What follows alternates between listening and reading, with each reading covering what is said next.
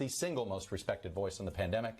It's Dr. Anthony Fauci. The man who's become known as America's doctor. The nation's top infectious disease expert, Anthony Fauci. You are seen to many as a superhero. Dr. Anthony Fauci, American hero and New York Yankee fan. You've done so much for this country in terms of this crisis, so I really appreciate your insight. Who better to give us answers that we can trust than Dr. Anthony Fauci? The perfect person to answer our questions today. Joining us now, Dr. Anthony Fauci. Dr. Anthony Fauci, appreciate your candor. Dr. Fauci, appreciate the candor. We appreciate your service to this country. We appreciate your service. Thank you for your service. Thank you for your service. Greatly appreciate your service.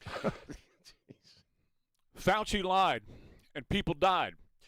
And this was the greatest travesty that was ever portrayed and brought upon the American people by one single human being, in collusion with many others, including those in the media that he was sucking up to, including ABC, NBC, CBS, CNN, and MSNO all ignored the Fauci diary yesterday. They didn't say one word about a man who is so corrupt and so narcissistic and such an egomaniac that he lied, and millions and millions and millions of people died, and education was wrecked, and old people had to die alone in old folks' homes, and Rand Paul has got the receipts.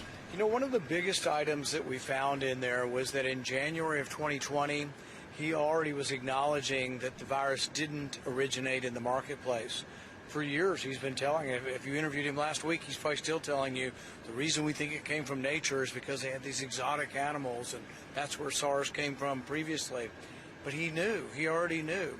And we've known this for a while, that other people knew, but we didn't know he actually knew and was acknowledging that it didn't. The earliest people who got COVID were not associated with the marketplace. The Chinese CDC was saying this in January of 2020. He knew it.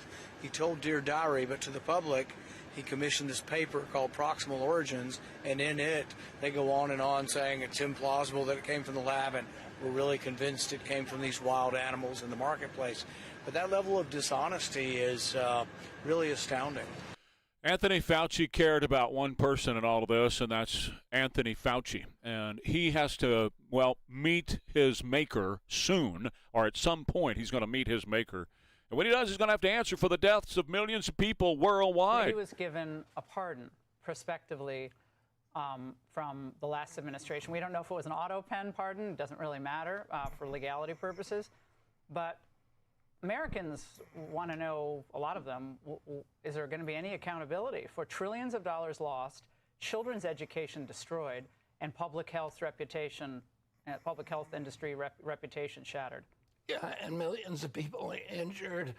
You know, he lied about masks, he lied about social distancing, he lied about the transmission, he lied about natural immunity, he lied about the capacity, as you just said, of the vaccine to prevent infection.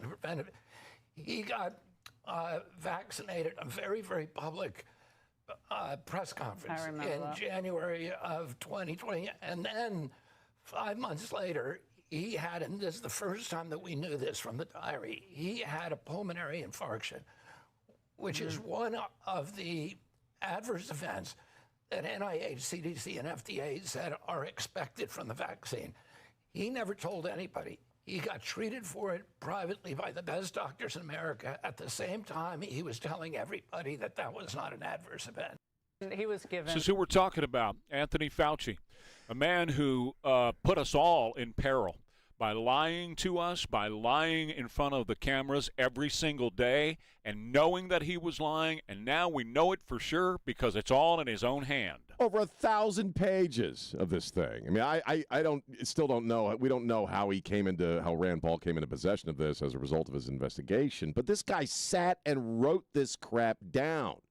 He reveled in his celebrity while, he's lying to the not only the American public but the global public about the death rates, about transmission. Nolte did a great piece on Breitbart where he's showing quotes from Fauci on CNN and ABC where he's talking about don't have small gatherings, and then in his personal diary he's talking about hanging out with Jake Tapper at his house, at both their houses.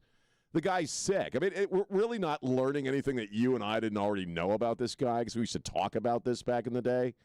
But it is kind of depressing to see the validation, to see the actual words this guy was using in his own personal diary. Why in the hell also would you write all that crap down? He's a sociopath. I can't think of any other word other than sociopath for this guy. Here he is with Jake Tapper, his very good friend, Jake Tapper, saying this about Christmas while he was dining with Jake Tapper. But we've got to put all those things together, Jake. We can't just wish it happening. We've got to get the vaccine. It's got to be deployed, and we can't abandon fundamental public health measures. You can approach a degree of normality while still doing some fundamental public health things that synergize with the vaccine to get us back to normal. So not until the second or third quarter of 2021, though. Christmas is probably not going to be. Christmas is not going to happen. All this had been arranged and prescripted by those two over dinner many, many times. Now, what happened in 2021, the first quarter of 2021? What was the difference?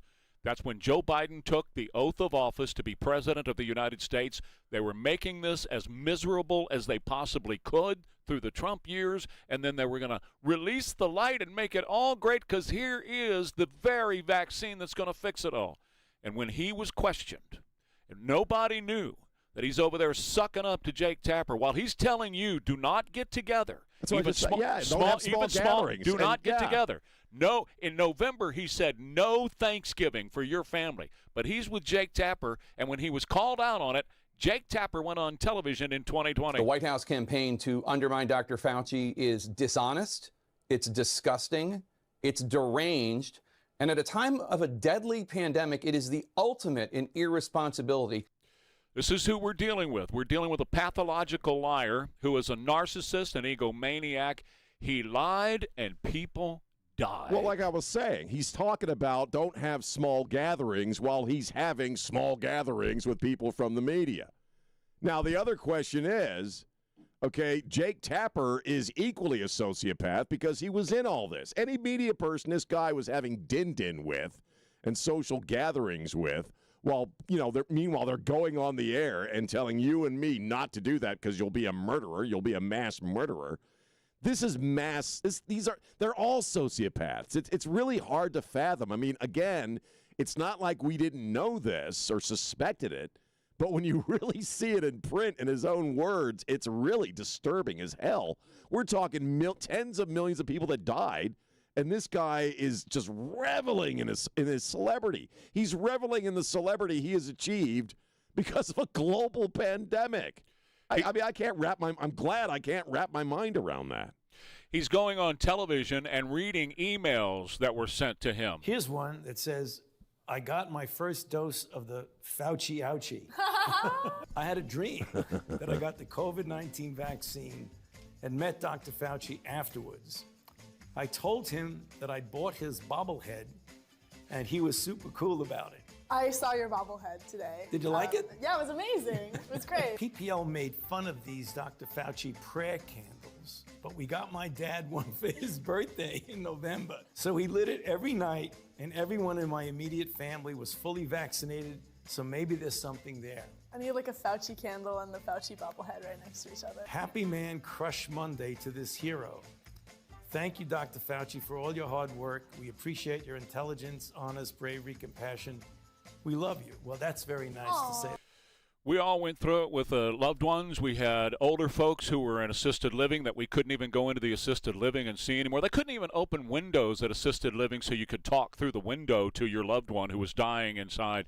I had a very close friend that used to work here. We couldn't bury him for over a year. They literally had to hold him in a refrigerator downtown for a year before we could have a funeral for him because Fauci said you can't have a funeral. Well, again, one of the reasons, this is going to sound like a side trip here, but one of the reasons I don't really watch a lot of true crime stuff anymore is because it's just too disturbing to see how sick people really are.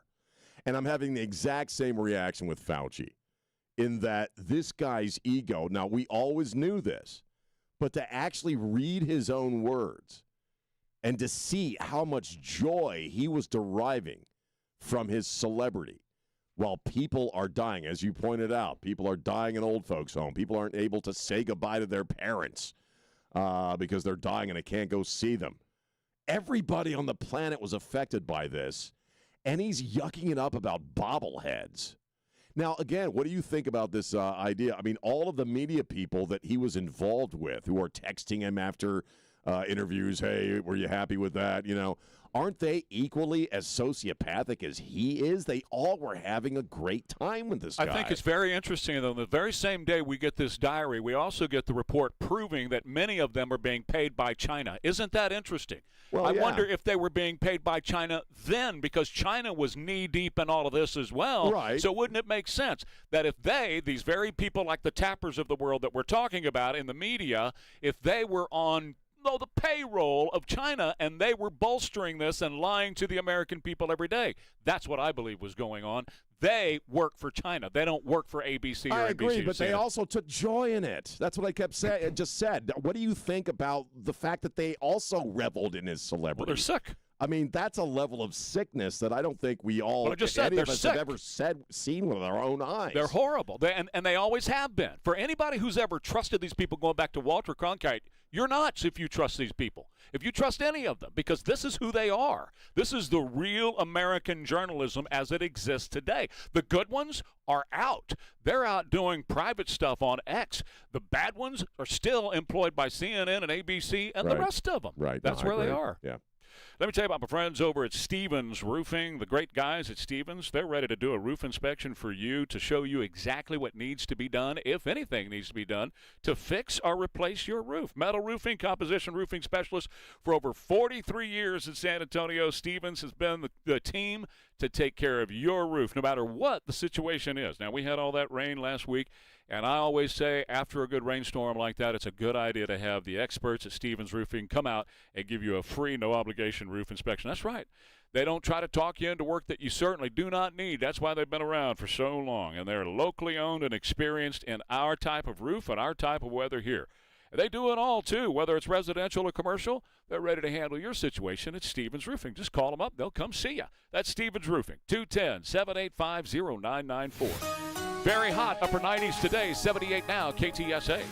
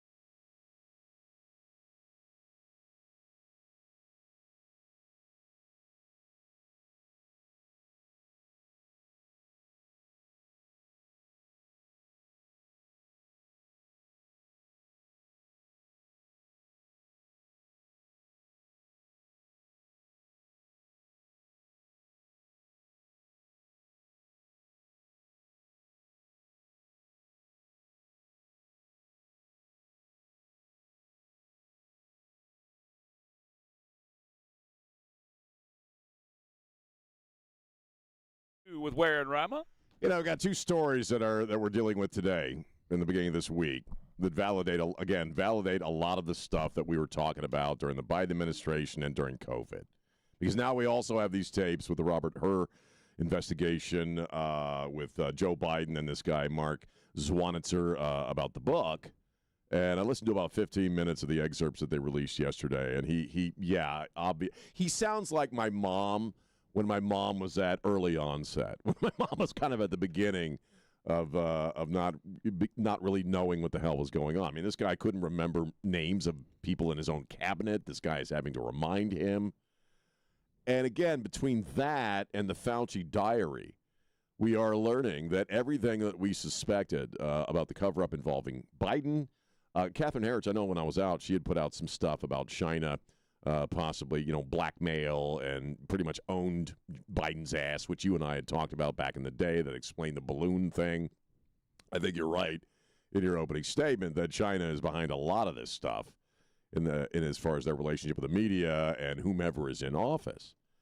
But we really are seeing at the beginning of this week absolute proof, if you will, to everything that we knew that was going on. And between the Biden tapes and the Fauci diary, some incredible crimes have been perpetrated against this country and against the world by these people. And it continues. And it continues because, I mean, Fauci's going to have a long day tomorrow, obviously. He's going to testify, but I don't know what's going to come of it. Nothing. You really have to, I mean, I don't know, the pardon, I don't know if you can undo that or if you can make a case that Biden, maybe you get Biden out there to testify about when he pardoned Fauci. Would he even freaking remember?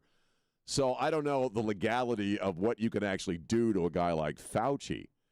But my God, when I will lighten it up here at some point, but my God, when you really wrap your mind around the crime that was perpetrated against this country by its own government and by its media, again, at the behest of China, it really takes your breath away. This was a global pandemic. This was a U.S. president who, two stories, who obviously wasn't actually the president for 4 years. You and I said it for 4 years. But now you kind of really see it with your own eyes. Somebody who was elected to be the leader of this country did not actually serve as the leader of this country for 4 years while a global pandemic was going on. You go back to the early days of the pandemic when it was still on Trump's watch.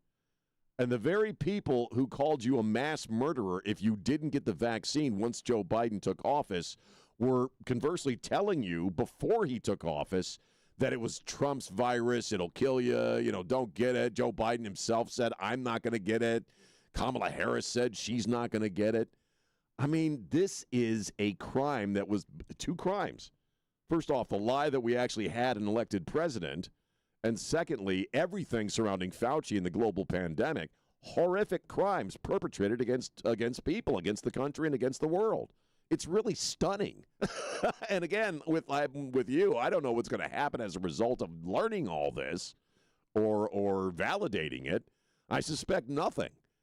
But it really is amazing to watch a lot of this stuff come out and realize that everything we said was right.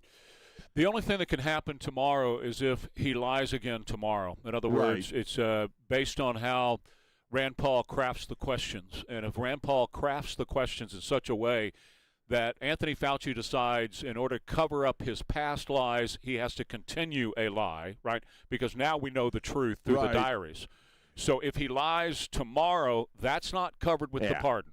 So he will be found, having perjured himself. If he continues the lies that he's been telling for so many years. Does that make sense? Does that make sense? Well, because tomorrow's not covered under the pardon. Right, so right. If he lies tomorrow to continue what he was saying back then, and I think Rand Paul's going to ask him, do you want to change the story today? It's going to be an interesting dance. It's going to be a really interesting dance tomorrow, to watch this stuff. And if he lies tomorrow, then he's liable for perjury, which is a felony. Which he would know. He's got to know that. Well, of course he does, but Rand Paul also knows it, and so does America, so he could be charged on that front as well. So how does the pardon work in that aspect? How does the pardon work in that aspect? It doesn't aspect? apply for tomorrow. It's only he didn't get like a Hunter Biden pardon where it's everything, right? If he perjures himself tomorrow, he's liable. It's pretty much everything the past 10 years.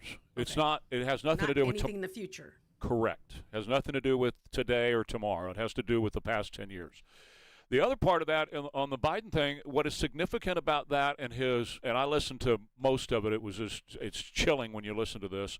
He knew, first of all, that he had illegal papers in that house. That house should be forfeited right now. He should forfeit also the $8 million advance on the book because he knew what he was doing at the time. He said so during the taping with the ghostwriter. And the year that was going on is absolutely stunning that they went ahead and put him in office. But we know why. They had to have a mannequin there, somebody who was dead in the head so that they could run the country behind him, which is exactly what had happened. You want to find out who your president was?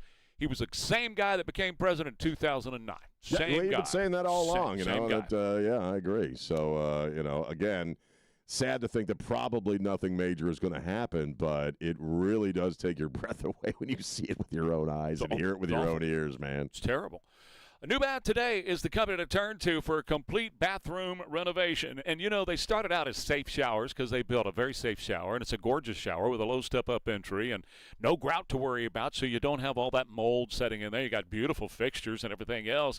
So every reason in the world to go with these folks, and they do a complete bathroom remodeling project for you now, where the entire bathroom can be remodeled to be safe and be absolutely beautiful. Whether you plan on staying in your house forevermore, like Nancy and I are going to do, or at least that's our plan, or you're going to dress it up to sell it someday. One of the best ways to increase the market value of your home is, of course, as you well know, do a bathroom remodeling project. And right now at New Bath Today, qualified buyers get $0 down, 0% interest, and no payments for 24 months. Plus, New Bath Today will provide a free quote that's good for up to a solid year. So if you're not ready to jump yet, well, they're going to honor the price 1 year from today. So there's no reason not to get your free quote from your friends at newbathtoday.com. Guests of Ware and Rima appear via the Stevens Roofing Newsmaker.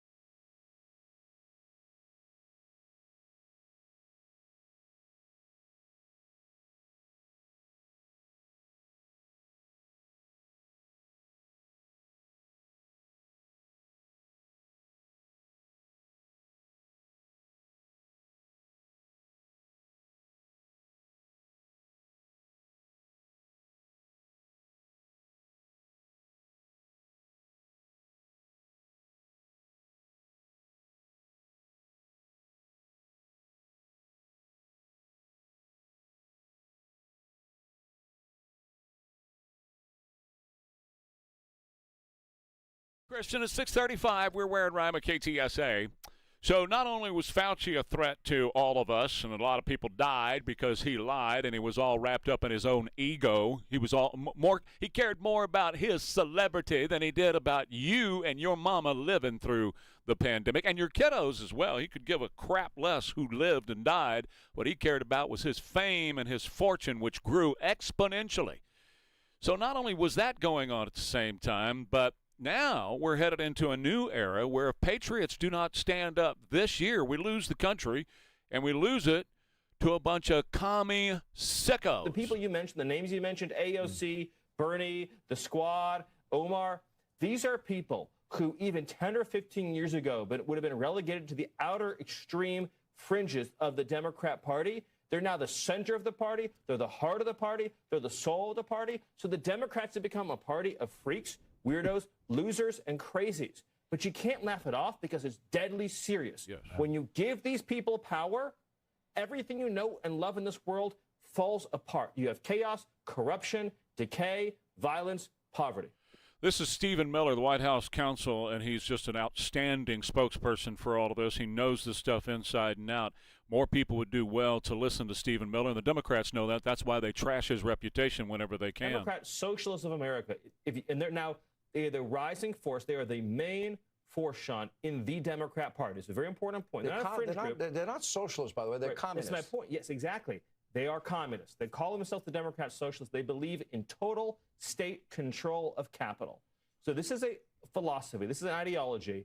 It starts with coercion, and it ends always in violent, repressive bloodshed. So it's not just a question of we disagree with them. We have a different point of view. The very survival of freedom, liberty, humanity, your family, your children, your future depends on ensuring that we do not allow communism to take hold in America. And that's why President Trump has courageously and necessarily framed this upcoming election around keeping communists out of power. Because President Trump talked about that in Michigan yesterday, but Stephen Miller wrapped it up this way. Well, the biggest advantage that the Democrats have always had, of course, is the uniform and total support of the crazy leftist media in this country. Right? They've always had the support of the big broadcast networks, the print newspapers, and a large portion of all your friends at CNN and MSDNC. And a large portion of cable, too. Why? Because now we know they're funded by the CCP in China.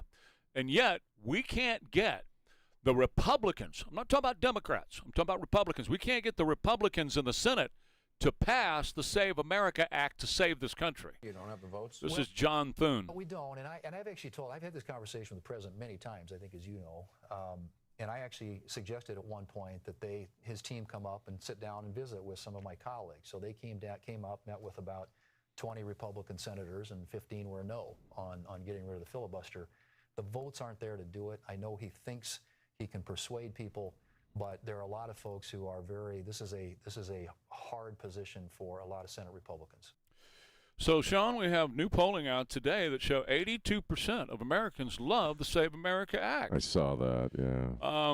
That believe only U.S. citizens should vote in our elections. 3/4 say proof of citizenship should be had right there. And I'll say this again. I said it a lot last week, and I said it yesterday as well. I'm going to keep repeating it.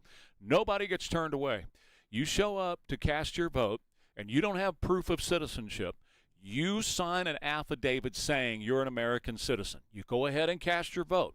Then they check your citizenship, and if you're an American citizen, they register your vote.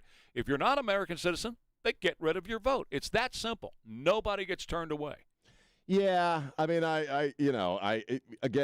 it's kind of a no-brainer, and even a lot of Democrats have to. I saw the same poll. It was reported on in Breitbart about where people are with this thing, and it just makes logical sense to most people who are paying attention, right? That you sort of have to be an American citizen to vote in our elections. Of the communists in this country, I kind of had the same reaction that I'm having to the other stories, the Robert Hur tapes and the Fauci diary, that it's hard to believe this is going on. But when you factor in a lot of the stuff that we talk about on a daily basis, when you've created a culture through the public education system in the collegiate world of victimization, right? We talk about this all the time. You're a victim. You deserve this. You deserve that. you sort of are padding the intellect for the idea of communism, right? Mm-hmm. Because you're a victim, you deserve this, you deserve free housing, you deserve free Medicaid or health care, you deserve all of these things, and you're playing that up to people who have had this stuff pumped into their heads since they were kids, that they do deserve. That's why you see the numbers with young people as far as socialism, or, we know it's communism, but they call it socialism, in favor of this. They love the idea.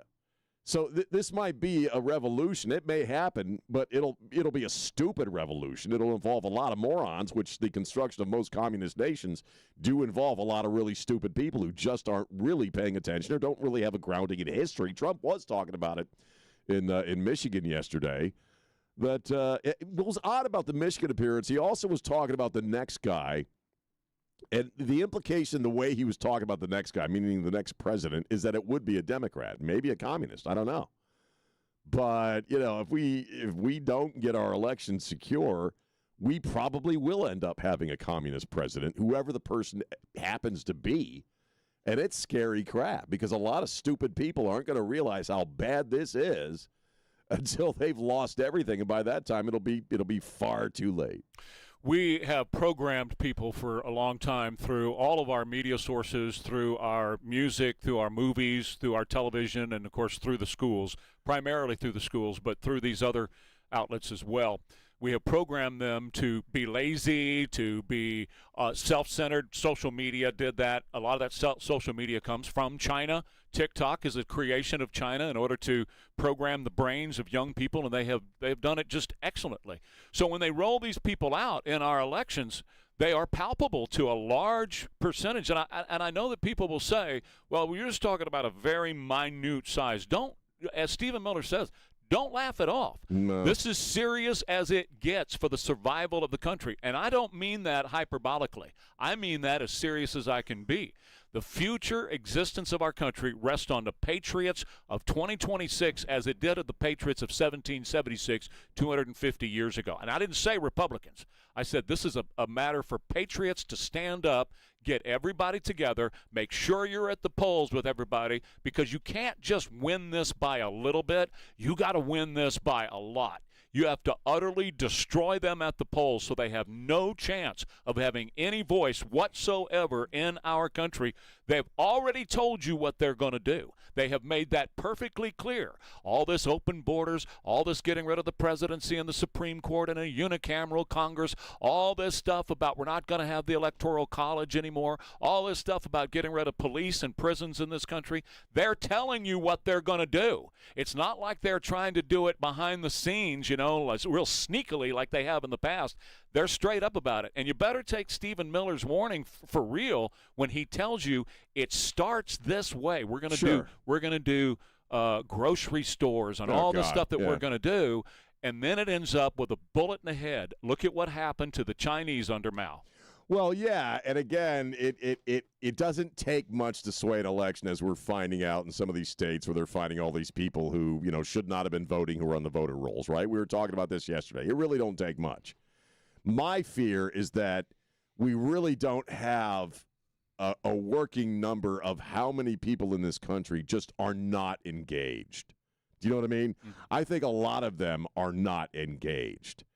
And you need an unengaged or disengaged population for this stuff to take root. And it is. And that's what's scary about it, man. We're watching it happen. That's what I'm saying about patriots. You have to get the people that are patriots who care about the future of this country. Not just the future, but the survivability of this country.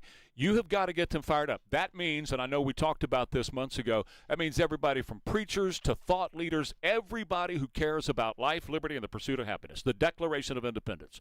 If you care about that, you had better be on your game the next 4 months, 3.5 months, or we lose it all. We'll take a quick break. More Ware and Rima coming up. Our friends over at River City Oral Surgery are ready to get you taken care of when it comes to your full mouth dental implants or wisdom teeth removal. If you have missing or broken teeth, they're ready to help you with that too. You see, you don't have just to do the full mouth dental implants. If you just need one or two, they can handle that too. You need a bridge? Absolutely. You need some uppers or some lowers? Yeah, they can do that. They will custom make your program to you depending on what it is you need. What you're not going to get at River City Oral Surgery is games or gimmicks. You're going to get people that are really, really focused in on you and the health of your teeth and gums. So if it's full mouth dental implants that you're looking for, River City Oral Surgery is here for you. In fact, right there on their website is where you'll see the prices and the procedures. And then once you get there, you'll never have to worry about some salesperson trying to talk you out of more money. That's not how they roll at River City Oral Surgery. They want to get you the best when it comes to full mouth dental implants, and that's what you're going to get at rivercityoms.com. AccuWeather, very hot, upper 90s. Right now, 77.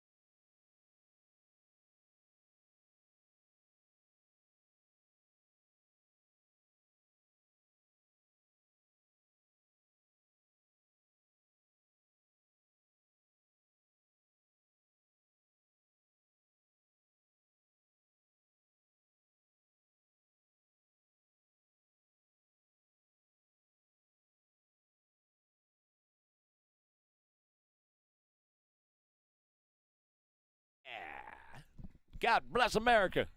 650, Ware and Rima, KTSA. God bless America while we still have it, Trey. While we still have it. We might lose it all, man. And one of the ways you accomplish that is you have to come up with Trojan horses to fixate people on, right, that aren't real threats or that aren't, climate change was this for decades. And I was looking at some of the polling on data centers. I think the whole data center scare is one of those things they're trying to get people to focus on rather than the communist takeover of America. Fox News commissioned some research on where people are with data centers and AI stuff in general. 45% view AI favorably, 54% unfavorably. 8 in 10 voters prefer slower data center construction to look at the impact on the climate and all that stuff and on local municipalities. But I think it's all bullcrap. I think they want to scare people into freaking out about data centers. I want to know what you think about this. On data centers, which you sort of need to power AI, not to mention when a data center goes up, it's going to do what? Create a crap load of jobs for wherever that data center exists. So it's going to be great for the economy. But I think they're trying to get people to fixate on data centers so they're not fixating on what is actually going on in the country, which is a tactic that communists often use, right? You want to demonize somebody or something to get people to focus on that crap instead of focusing on the fact that they're taking away all of your freedom. And I really think that's what's going on with the data centers. What do you think? Well, part of that, you might be right on part of that. We found out last week that China has hired a whole bunch of influencers that are going around and talking down data centers to the media and people in the media jumping on it as well, because China doesn't want us moving ahead. China wants to be the leader in all of this. So what they're trying to do is build a bunch of Juanita. What was the name? The woman who Juanita stood, Broderick? No, not her. The one who stood against. But anyway. The one who stood against the corruption in the big business. Anyway, Aaron Brockoviches. Oh, Aaron Brockovich. They're trying to pay a bunch of Aaron Brockoviches throughout the country in order to talk down and influence people to absolutely hate these data centers. Because what you find is when you read a headline, it's completely different than what the facts are. The headline is created for clicks, as we all know, and to go with the story, because most people just read a headline. They don't dig into the story. But the fact of the matter is the data centers are going to be absolutely great. They really are. Right. They're going to bring, as you mentioned a second ago, they're going to bring a lot of jobs, but they're also going to do a lot of other great things. In some locales where they're putting these things in, the companies are putting them in and writing these fantastic checks to those areas, and they're canceling property taxes. Right. Where people don't have to pay property taxes anymore. Well, this is a Chinese influence campaign. I agree, but it kind of plays into what I was saying, because if we see China, if we see China behind a lot of stuff that's happening right now and has been happening for the past decade. I mean, it goes back longer than that, but let's just focus on the past decade. Okay, yeah, if you want America to become, in a sense, a Chinese, communist subsidy of China, you want people to hate the data centers, and you want people to fixate on the data centers. So what you're saying is that's absolutely what they're doing. What I am saying is that they have hired influencers to influence the public in our country through social media, through the news media, which is complicit in this because they're hired actors and actresses to talk down the data centers so that China wins the AI game. Right. That's what they're attempting to do. They realize whoever wins the AI game controls the world. Well, absolutely. And it's something that you really can't deny. I mean, you could hate AI all you want, and I'm developing kind of a love-hate relationship with it in that sense. John Nolte has really kind of done a lot as far as my thinking on AI, because especially in like the film industry, he talks about how, well, we had computer-generated special effects. This is just an evolution. I'm really starting to get that.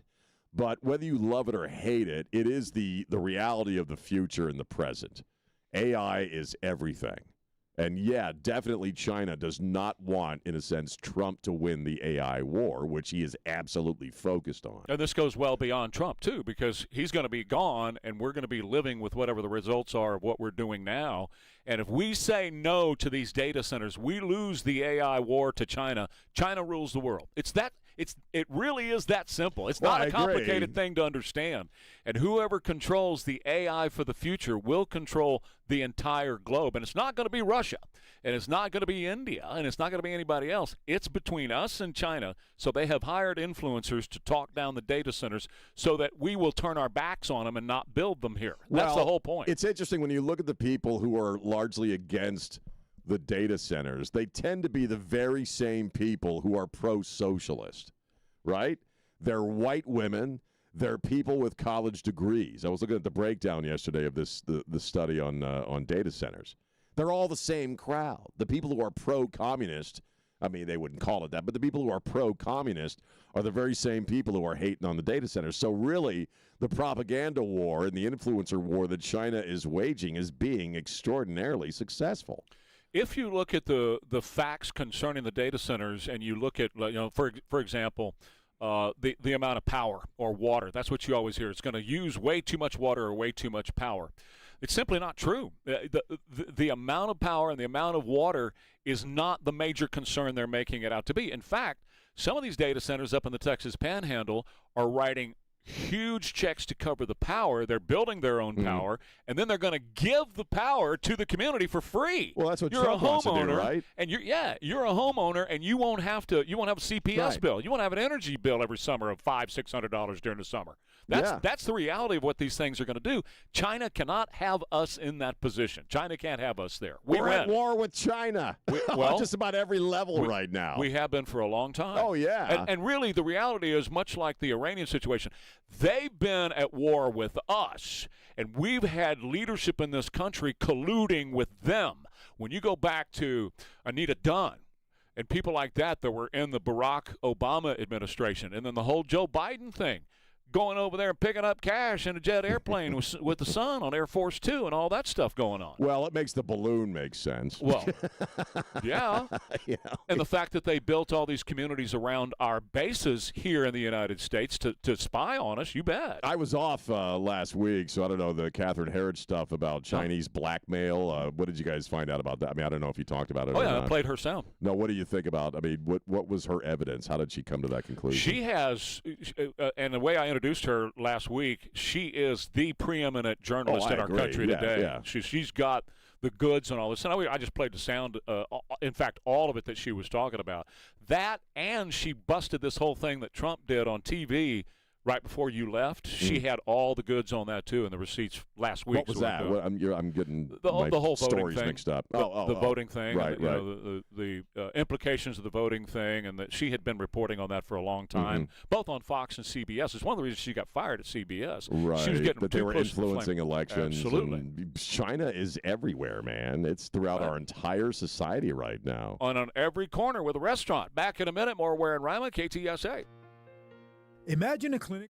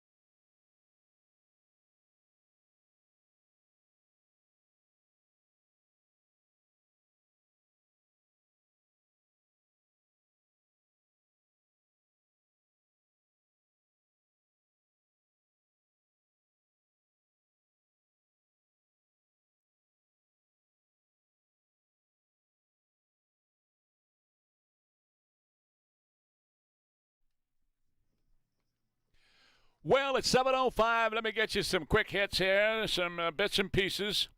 16-year-old lifeguard in Santa Cruz, California. What a video. What a video. Is this the shark one?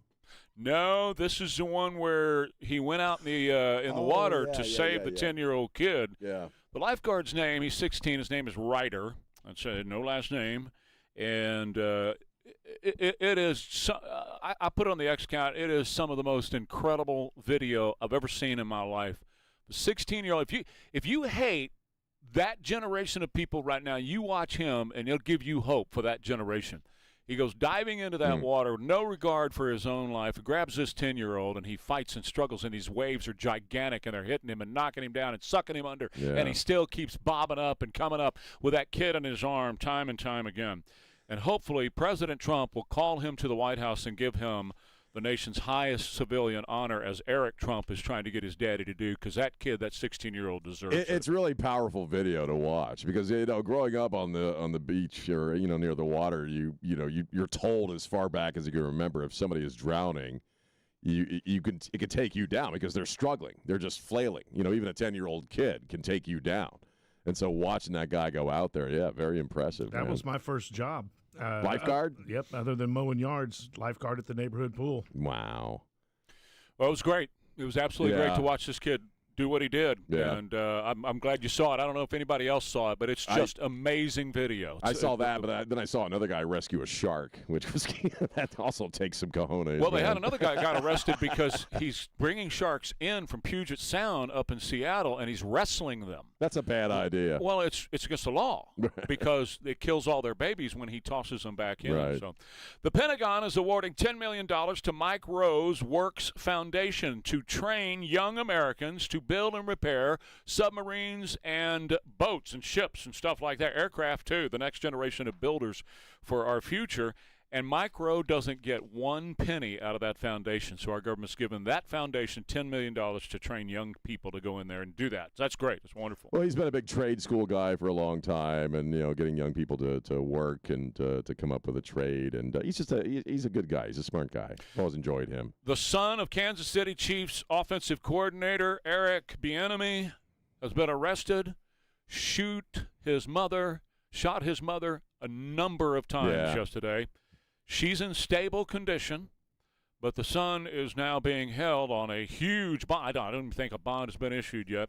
Eric Bieniemy, I grew up watching him play, and, of course, he is largely responsible for a lot of success that the Kansas City Chiefs have had in their Super Bowls in the past several years. So wishing him all the best. We talk about that generation. We also have a lot of folks in that generation that we're seeing stories where they're shooting their parents. You know, I mean, it seems like I've seen a few of these stories over the past month or so.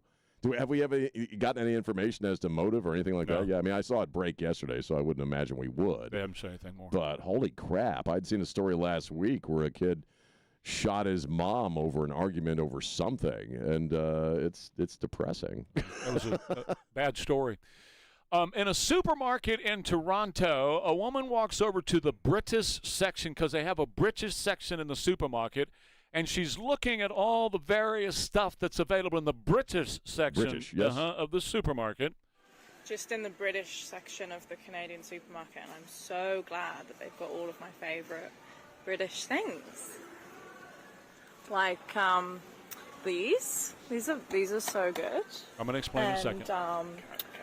The Kaju butter cookies, they're obviously amazing. I'll explain. Some Punjabi cookies, that great British. I mean, it says Britannia on it, so it's got to be British. Punjabi cookies. Got some more Punjabi cookies. Suji rusk. Suji rusk. Suji rusk. British snacks. All of these items in the British section in this supermarket, all of them are all about Allah, all about Muhammad, all about Islam. They're all Islamic items that they are offering with the Arabic writing all over the packaging. So the cookies and everything else in the British section. So it goes to show you that, it's become an Islamic nation. They have, I was going to say they have a bit of a Muslim problem in the UK right now. So I hate to say I'm not shocked, but I'm not shocked. You know, that people associate British food with Islam. That's interesting. Speaking of Islamic people, here is the mayor of New York. Will proudly honor the families, the survivors, the first responders, forever impacted by that horrific terror attack, by standing alongside them at this year's 9/11 commemoration, reaffirming that we will never forget the solemn day felt by all of us who call this city home, and frankly, by all of us who call this country home. And as Jimmy said yesterday, he'll be obviously going to honor those who were flying the planes, not those who were in the building. Oh, Elaine, did you say that? You said that. I'm sorry. That. So he's still, even though there is a petition out, their families are he says he's going to go. asking him not to attend. He's still going to go. Thousands and thousands of people have already signed that petition, but he says, I'm going to go. He's interestingly selective, you know. I mean, he wouldn't participate in the Jewish Day in New York, Right. you know, because he hates the Jews, obviously. But he is going to be an a-hole and go to the 9/11 Yeah, and what I said commemoration. yesterday is he's going to read all of the Names of the hijackers. hijackers, That's right. right, You did right. say right. sorry their about that. names. I got that wrong. So sorry about that. That's and I'm okay. sorry to Christian, too, because I slammed the door on him a second ago. Oh, no. He hates Did you that. slam the door? Well, the door slams on its own. Let's make that clear. I It didn't slams on its own. It Well, I guess does. when It's you open it very and shut heavy. it, yeah. Yeah. That's why you got to Mind of hold its it. own, That's yeah. why you got to hold it when you shut it. Right, because it'll slam all by itself. Yeah, they And all so, do. That one does, too. And so Christian freaks out when that happens because it's right by him, and he thinks it's a gunshot going off. So Well, he has a heart attack. And knocks the it's like a computers off. gunshot. The computer monitors all blink. You can see the lights go off. Oh, I Yeah. just want you to experience what I experience every day with my computer. Right. Nobody slams the door on me. Well, thanks for sharing the You're wealth. welcome. We just want you to have the experience. That's Christian. right. There you I go. appreciate that. I needed more character, you know. Wow. I don't know if that's the case, but okay. I'll take that. Lindsey Graham's memorial is today. So that's the reason Benjamin Netanyahu is in Washington, D.C. People coming from all around the world. In fact, Benjamin Netanyahu said yesterday there's no greater friend of Israel than Lindsey Graham. So that's going to be happening today. So the president will be there. Obviously, many members of Congress are going to be there as well. The president announced yesterday that ceasefire talks are going on, significant progress, that they are friendly talks.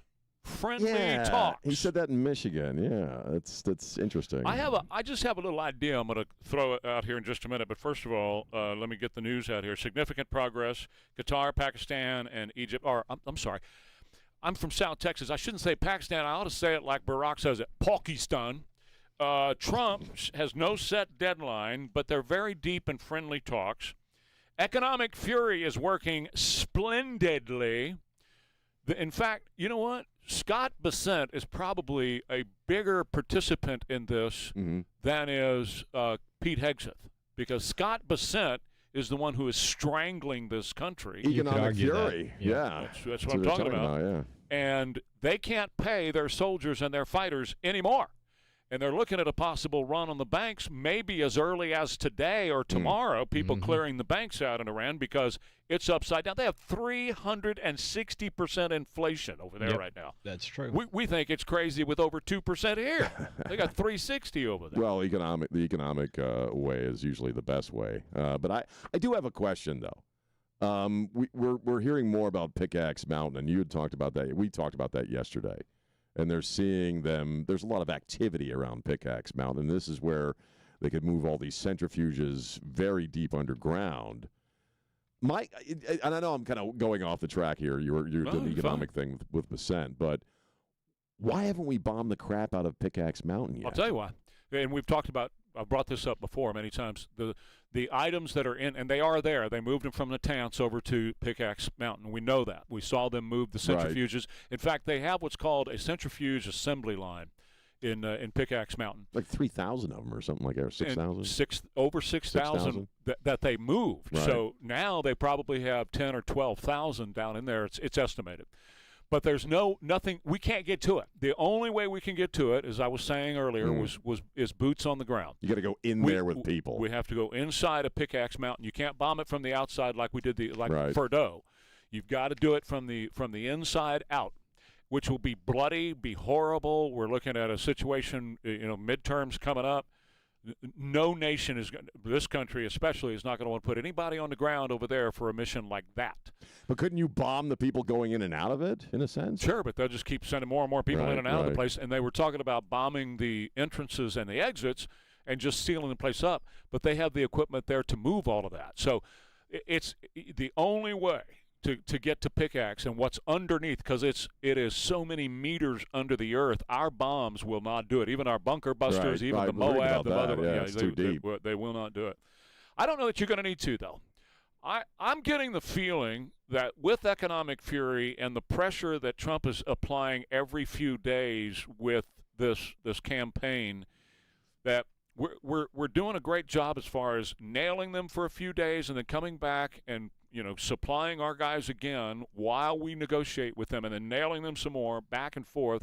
And with the power of economic fury, I get a sense that very soon Trump is going to announce some incredible deal with them where the United States benefits monetarily through oil and all kinds of stuff coming out of that part of the world, and he rolls into the midterms with a huge win where our gas prices just die. I mean, overnight go straight down because we're going to be flooded with oil from that part of the country. And I'm just getting a sense that he's got one hell of a deal already lined up, ready to sign, and he's waiting for the right moment to sign that deal to carry us into the midterms. It would explain a great deal. Oh, yes, it would. It really would make a lot of stuff would make sense about this little dance that's going on and has been going on since February. So, I still need the corporations and the gas companies to bring their prices down, and they haven't done that. I think they will, Jimmy, when the deal is done. When the deal is announced, I think you're going to see a cave. I mean, I'm serious, like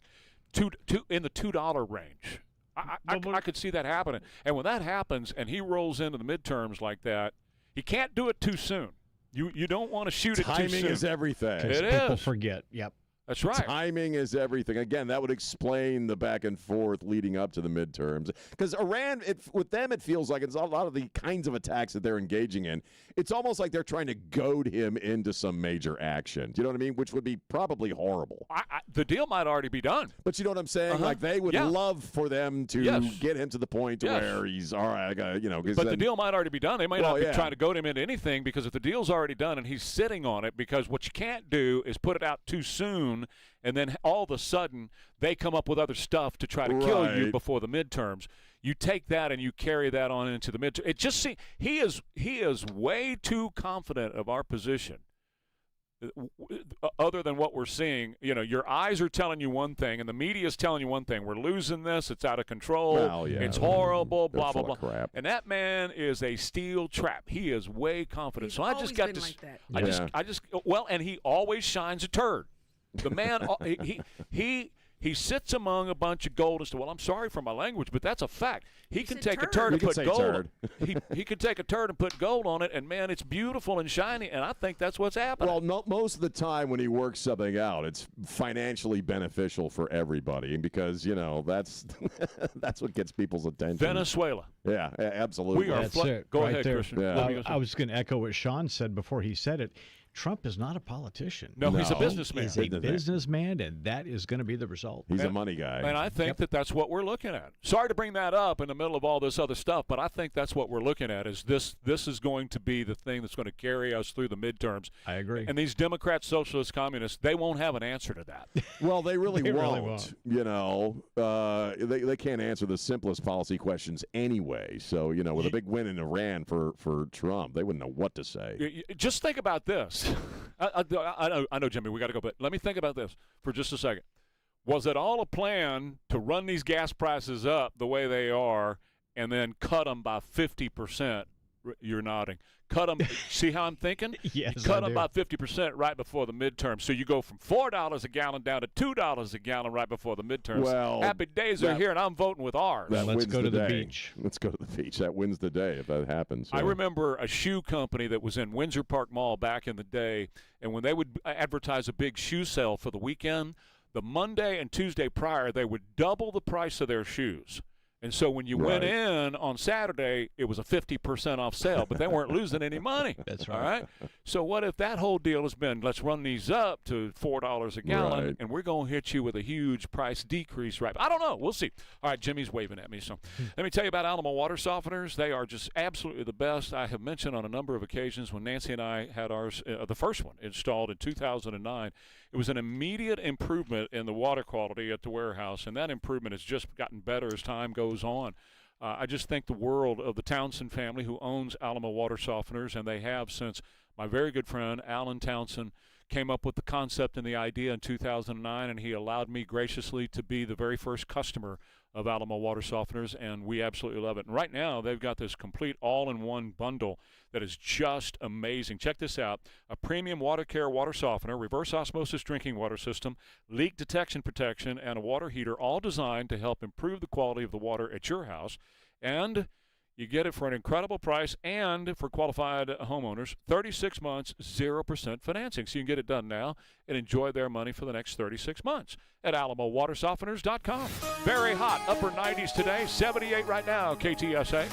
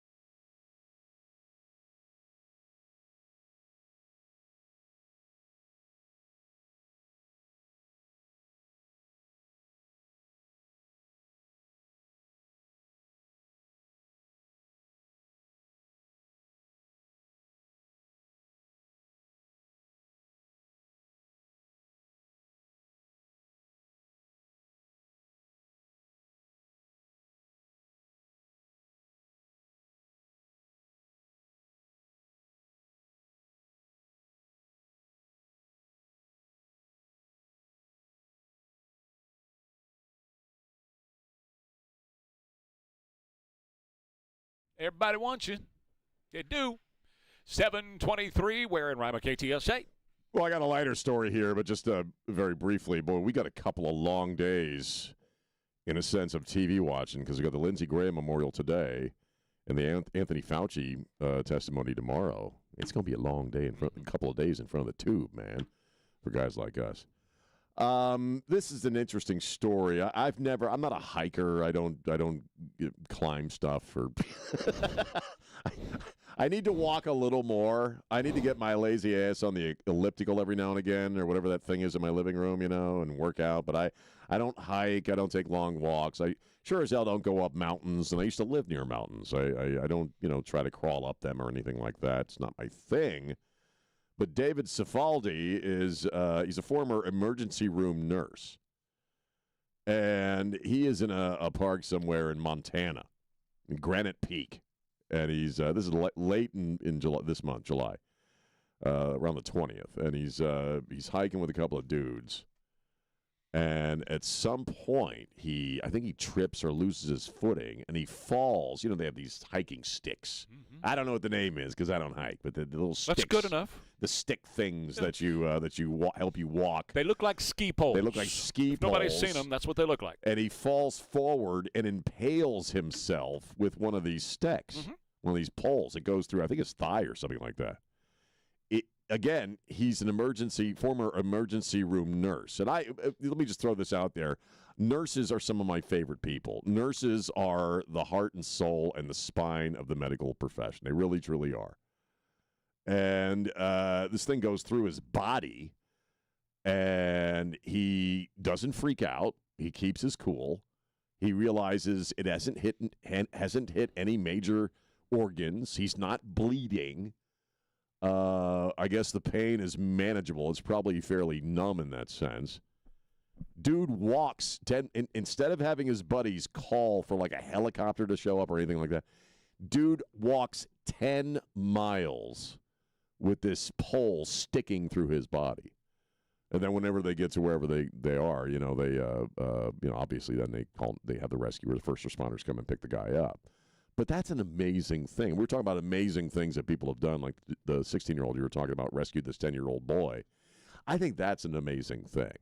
Because I think one of the things in life that you learn, and the Rudyard Kipling poem talks about this, is how the people who really do well are people who keep their heads when everything is going screwy. This guy very easily could have freaked out. He's got a pole sticking through his body. And instead of freaking out, he just, hey, we're good. I'm not bleeding. We're just going to walk for 10 miles. Well, that's what emergency room people do because they've seen it all. And the story I read, you might have saw one that said thigh. I saw one that said lat. Was it lat? I don't know what a lat is. I saw what a lat is. This is how non-physical I am, Trey. Okay. I don't know what a lat is. Okay, doesn't matter. That's that part of the back that's underneath your arm. Okay. Gives you the wing Right, look. right. And what I saw, my story could have been wrong. Yours might have been right. I saw lat. I just didn't know what a lat was. So that would have been underneath here. But anyway. Still, that's a hell of a thing to walk 10 miles with a pole through your lat. Of course it is. And of course it is. But here's the amazing part of this story on top of everything that you just said. He had the forethought to tell one of his friends to go way ahead and to warn parents with small children. That's right. To get them out of the way so they would not have to see a man walking with a pole sticking through his body. They wouldn't freak out. I forgot that part of the story. He said, go ahead and make sure we don't see any kids because they'll freak out when they see me. No kids. Again, presence of mind. Well, that's what it is. To hold it all together like that. But that is their training, right? Those guys in those emergency rooms, that's their training, and it definitely took over. Let me tell you about our friends over at Window World. You talk about training. These guys are trained to get you the best in beautiful windows for your home, and not just gorgeous windows for your home, but of course the energy efficiency that you're looking for, particularly like this time of the year. Very hot, upper 90s today, and that's what we're going to have the rest of this week. So you want that hot air outside, and the best way to do that is to replace your current windows with Window World windows. All these agencies that look at this stuff and do the rating, the independent agencies that test these things, all of them say that Window World windows are the most energy efficient windows. And I can tell you that personally. We put them in several years ago at the warehouse and love them. We just think that, number one, they look fantastic, so it's increased the value of the home and the livability. It looks great with the Rhino Shield we put on the outside and everything else. But the energy efficiency, I know that every day, particularly days like this, we're saving money because our air-conditioned air is staying inside and the 90-some-odd degrees is staying outside. Plus, you get the best price guarantee. Locally owned, family-owned by the great Martin Bomba family. They're over at 410 between Broadway and Nacogdoches, or they'll come to you at Window World, 210-767-0995. Guests of Ware and Rima appear via the Stevens Roof.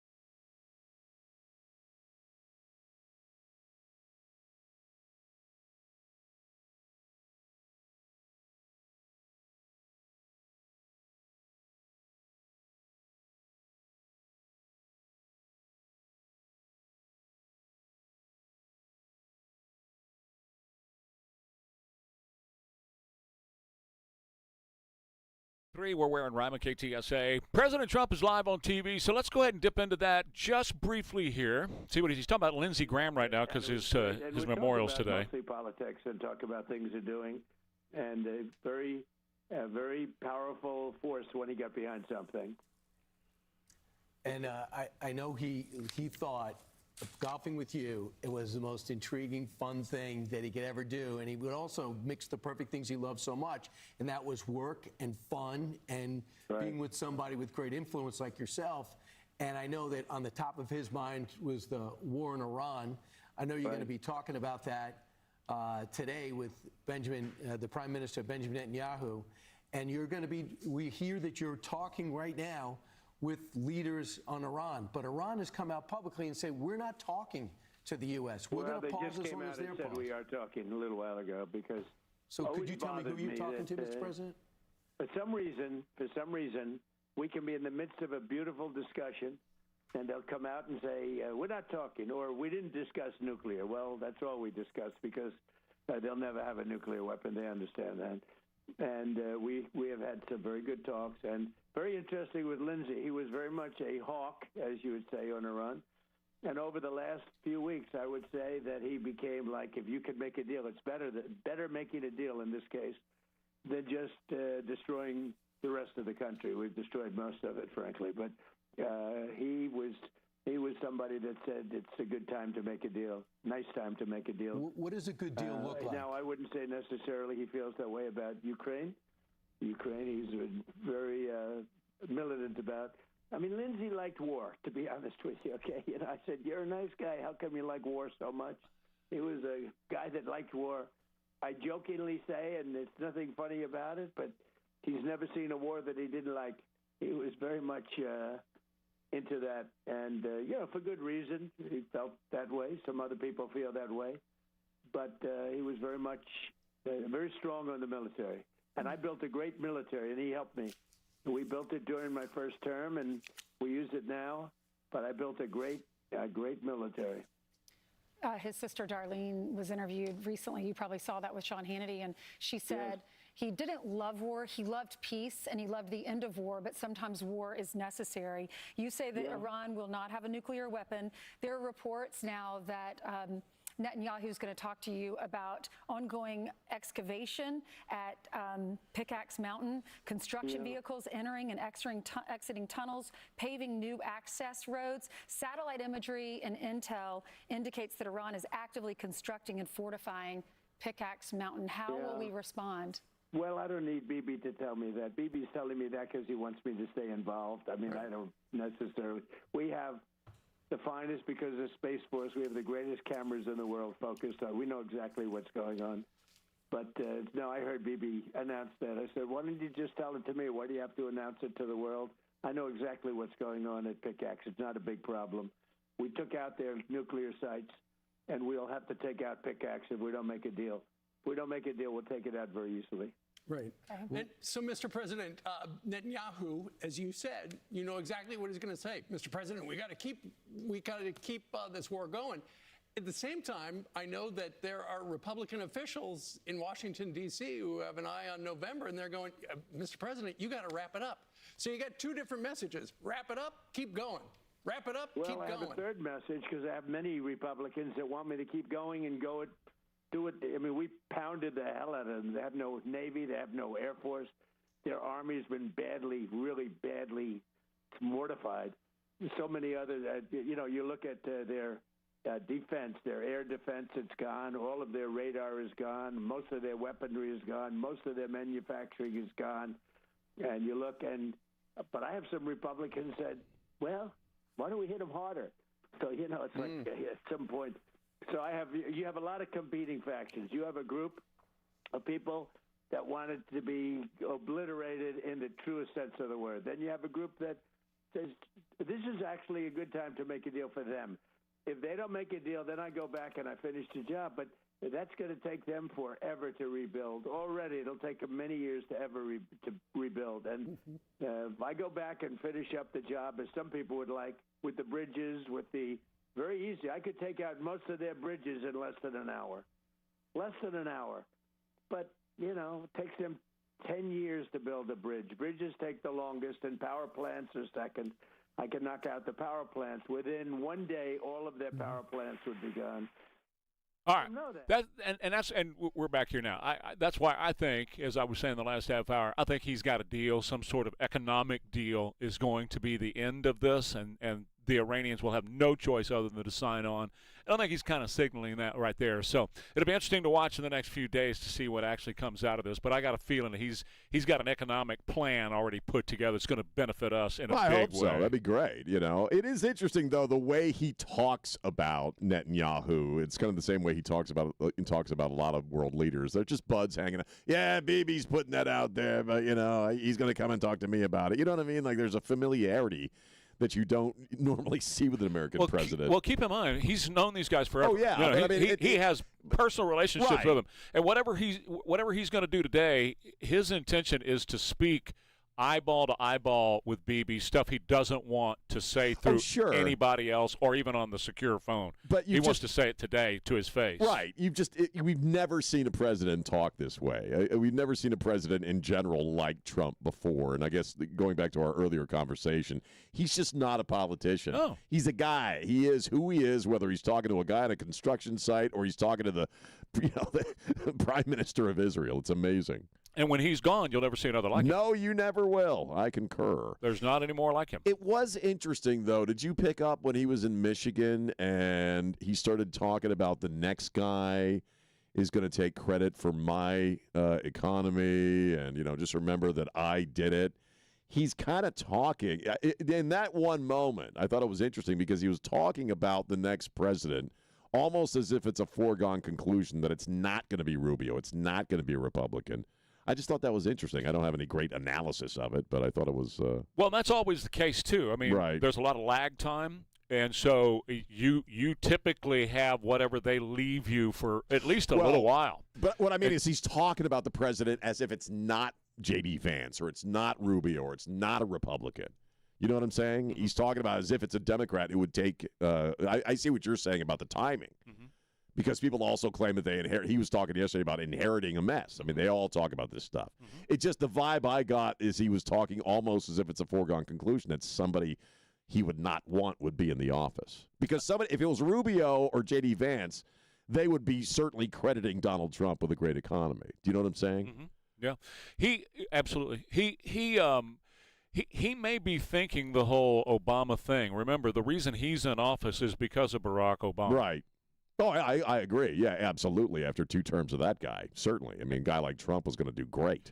But I got a feeling that if this continues the way I think it's going to go, well, first of all, the Democrats are shot. Okay, they're done.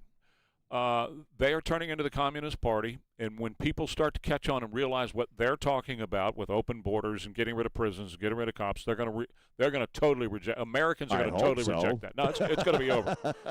Now, here's some other ammo for you, because the Trump Super PAC. Are you familiar with MAGA Incorporated? MAGA Incorporated? It is the Trump Super PAC.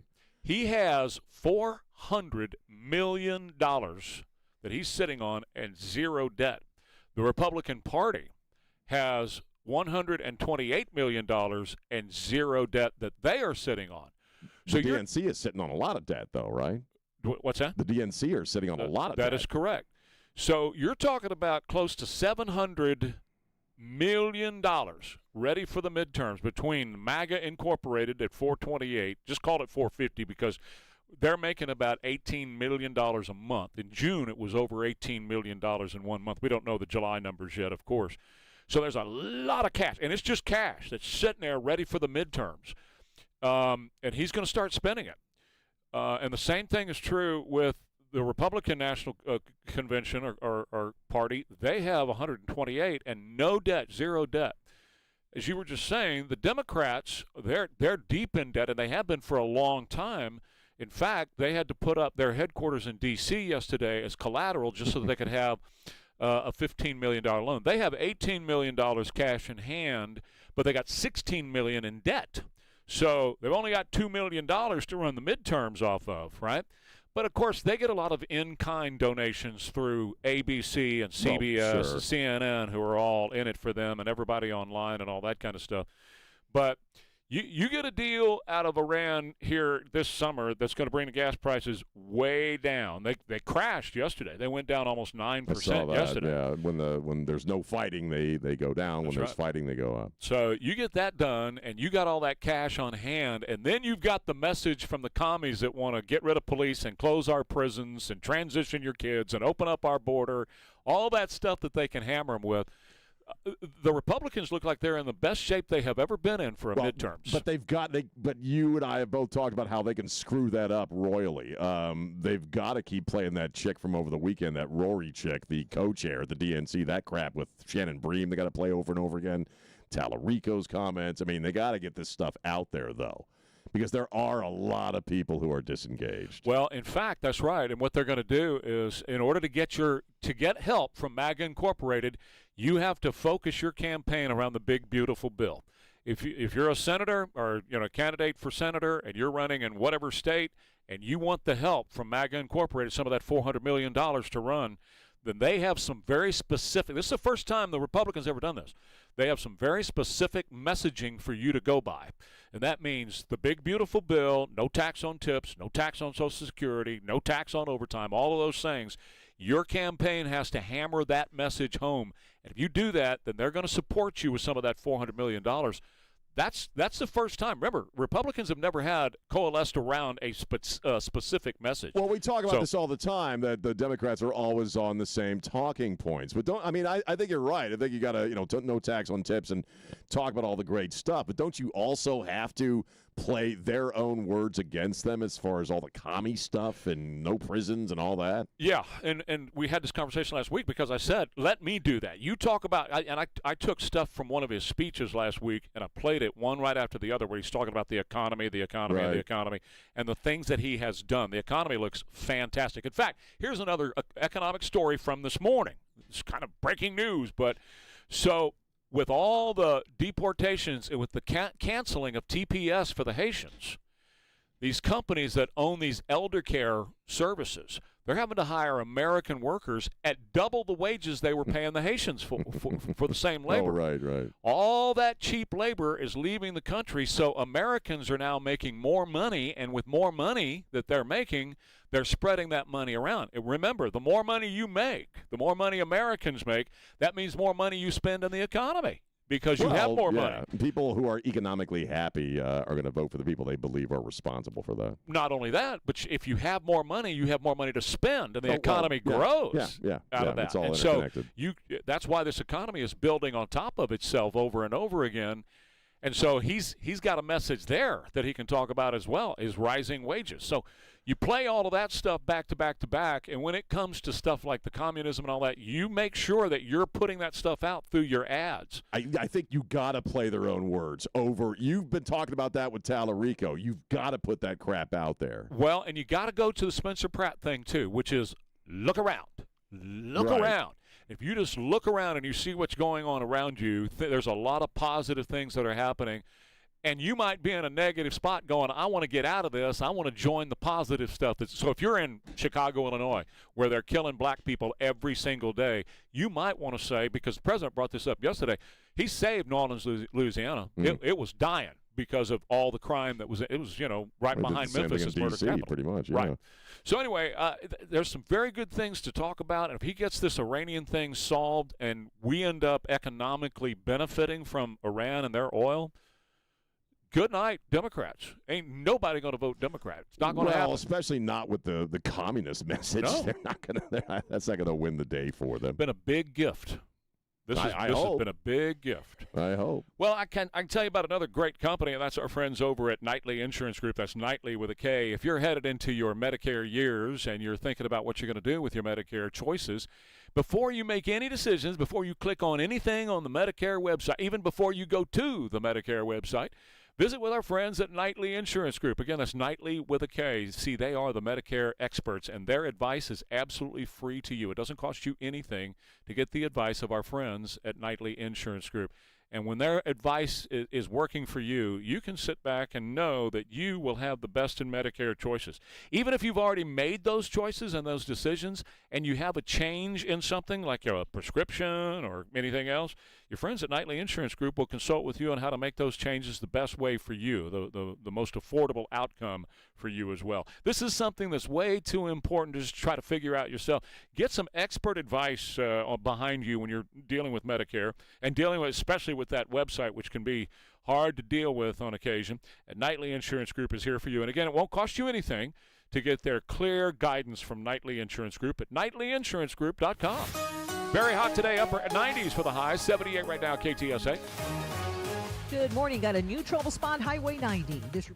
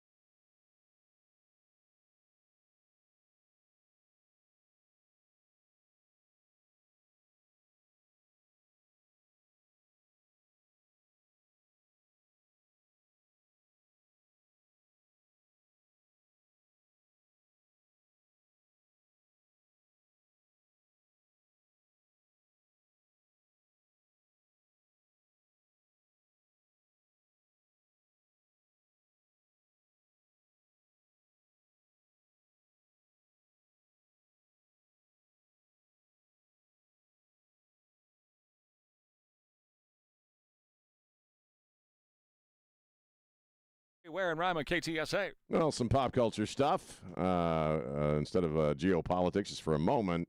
Well, this is kind of a sad story, but we talk a lot about how folks that we grew up with are getting up in years and having health problems. Carly Simon announced that she's got Parkinson's disease, which, I think we've all probably known somebody who has suffered from Parkinson's, and it's a long, slow, well, it can be slow, degeneration, and very sad to watch. So she also had basal cell carcinoma, which I myself have had some of that stuff removed. I don't know if it was while they were doing that they discovered the Parkinson's or how that came about, but it's very sad. Something I was going to bring up yesterday, but we just ran out of time. Purple Rain came out. Now brace yourself. Everybody braced? 41 years ago? The movie came out on the yesterday, 27th. And the album came out on the 25th. I think I got the order right. Was that 84? Would have been, yeah, because it was my senior year in high school. 2 years. Best album ever. It is a perfect album. I don't like the movie. I think the movie sucks. I've never been a fan of the movie. But the record, and I still call them records, there's not a bad cut on that record. I mean, it's a brilliant album. I've always considered that to be almost the Sgt. Pepper of the 80s generation. It was such a great movie. I did too. I wore the crap out of it. I had to buy 3 or 4, copies of that because I played it so much. What was your favorite song off of it? Favorite song? Well, Purple Rain is iconic, but Take Me With You, I just always thought was a really cool song. I've always Darling Nikki's a lot of fun. I've always liked The Beautiful One. The Beautiful One's a great. I mean, it's just. It's like saying, what's your favorite song on Sgt. Pepper or Dark Side of the Moon? It's like kind of an odd question because the whole thing is perfect. Okay. One song doesn't really rise above another. It's just a perfect recording. And I bring it up because in my day, the Michael Jackson movie, I haven't seen it. I just was never a fan of Michael Jackson. I always thought his music was kind of stupid. Mm-hmm. But when that senior year of 1984 into high school, there were definitely two groups of people in that moment. Mm-hmm. They were and I know I've told you this before, they were the Michael Jackson fans, because Thriller and, that was all out, and they were the Prince fans. Mm-hmm. And I was definitely in the Prince column. I just loved Purple Rain. I thought it was a great record. And I just always found Michael Jackson's, apart from all the weirdness, all these guys are weird guys if you probably delved into their past. I just always thought the lyrics were just insipid. Just, like a 9-year-old wrote this crap. And so I was never a fan of Michael Jackson. But, yeah, I was like Elaine. That Purple Rain, man, I stretched the crap out of that cassette by playing it. It was just an absolutely perfect recording. Had to replace it a couple of times? I think 3. I had to go, and I used to do the whole RCA, get 10 cassettes for a nickel. Mm-hmm. And if you don't like them, you got to return them or they start charging your ass. Mm-hmm. But just a great record. And I was taken aback that it's been 41. 42. Or is it 42? 84. 42. Well, I guess it would have been. Yeah. 42. Yeah. Added a year to it. So, boy, that went quick. Yeah. It always does. George Harrison has a great quote where he says you go from 17 to 57 in the blink of an eye, and he's absolutely right. Well, you got more in the rear view than you have in the windshield. So you better be a decent person from here on out. That's right. More Ware and Rima coming up, KTSA. Heading to the home show this weekend.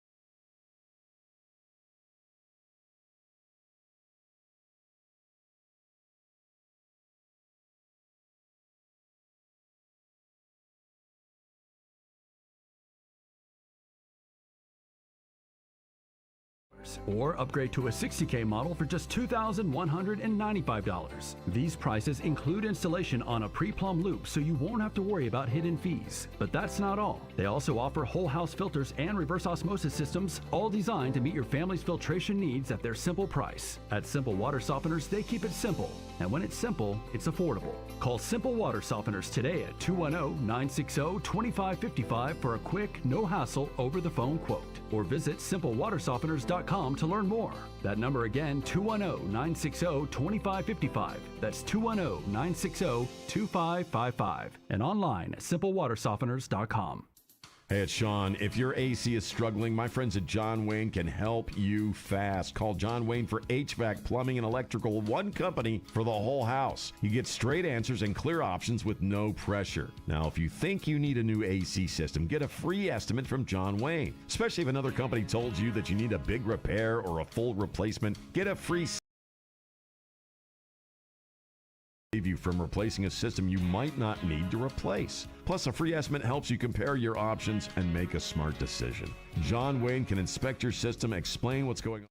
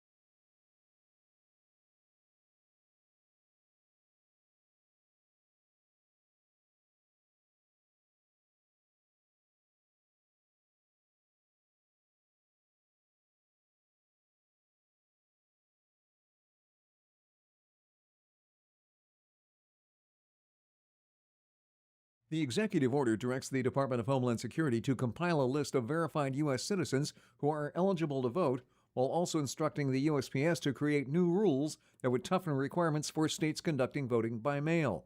Solicitor General D. John Sauer argues that the lower courts have no power to intervene yet because the USPS and other involved agencies are still sorting out how they're going to implement Trump's directive. Now, the administration wants the High Court to immediately intervene to ensure that agencies can resume in time for this year's midterm elections. I'm Mark Mayfield.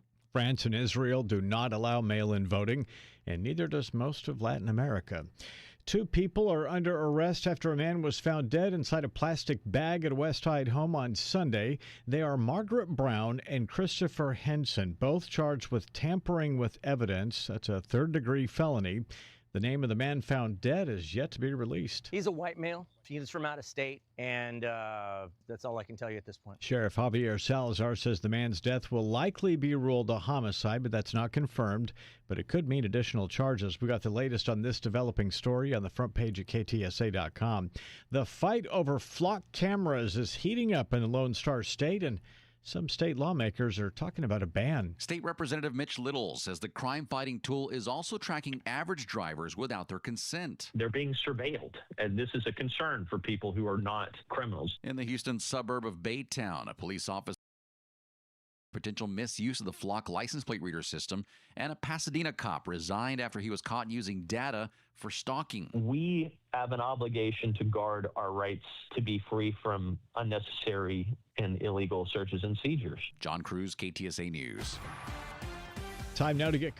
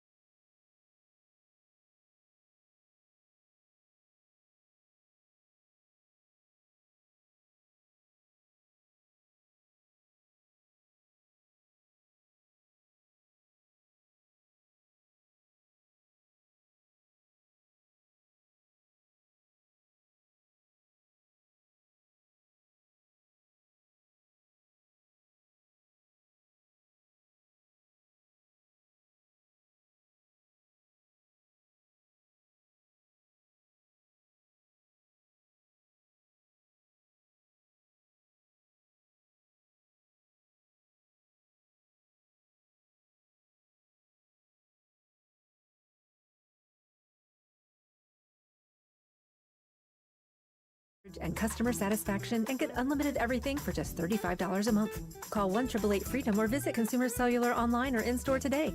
Price includes $5 credit for auto pay and e-billing. Taxes and fees apply. Data speeds reduced after 35 gigabytes. Rankings done by 2025 ACSI survey. Hi, Trey Ware here. If you have pain and things you love to do, but you're not interested in surgery to get better, then contact my friends at Evolve Medical Group. They do PRP, stem cell, hormone replacement, and so much more. They even do primary care at evolvemedgroup.com. KTSA News brought to you by Stevens Roofing.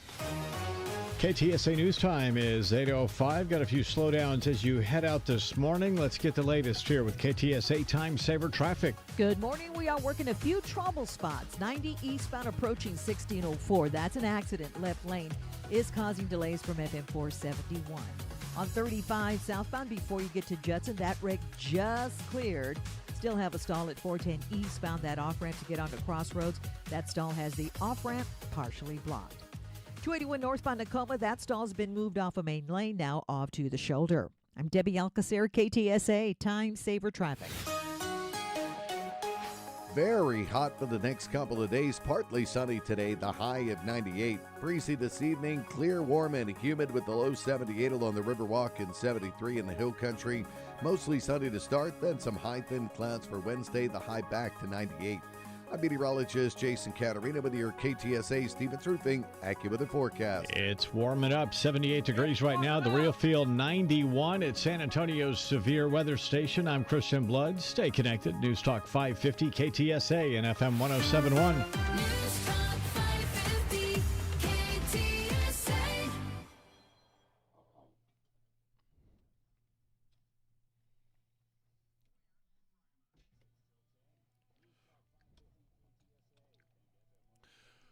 Well, the little pipsqueak bastard lied, and people died. And the economy was also... What's wrong with you guys? Pipsqueak's a funny little pipsqueak bastard. Yeah, well. Nice intro. Yeah, well, that's how I feel about him, you know. Listen, I'd be much happier if that man was rotting in a prison. I would be a much happier person today if he was rotting away and behind bricks and bars where he deserves to be. He knew that it was the Wuhan lab. He knew that it was the leak out of the Wuhan lab. That wasn't a bat that bit somebody, but yet that's what he told you. Mm-hmm. He even hired people to write a paper to say that, and the people behind the scenes were talking to each other via email saying, we don't believe this bat thing we know is created in the Wuhan lab. He admitted that it was just like a bad flu. He admitted it to himself. He said it in his diary, and he said it to these other doctors. In fact, these other doctors said it was a bad flu.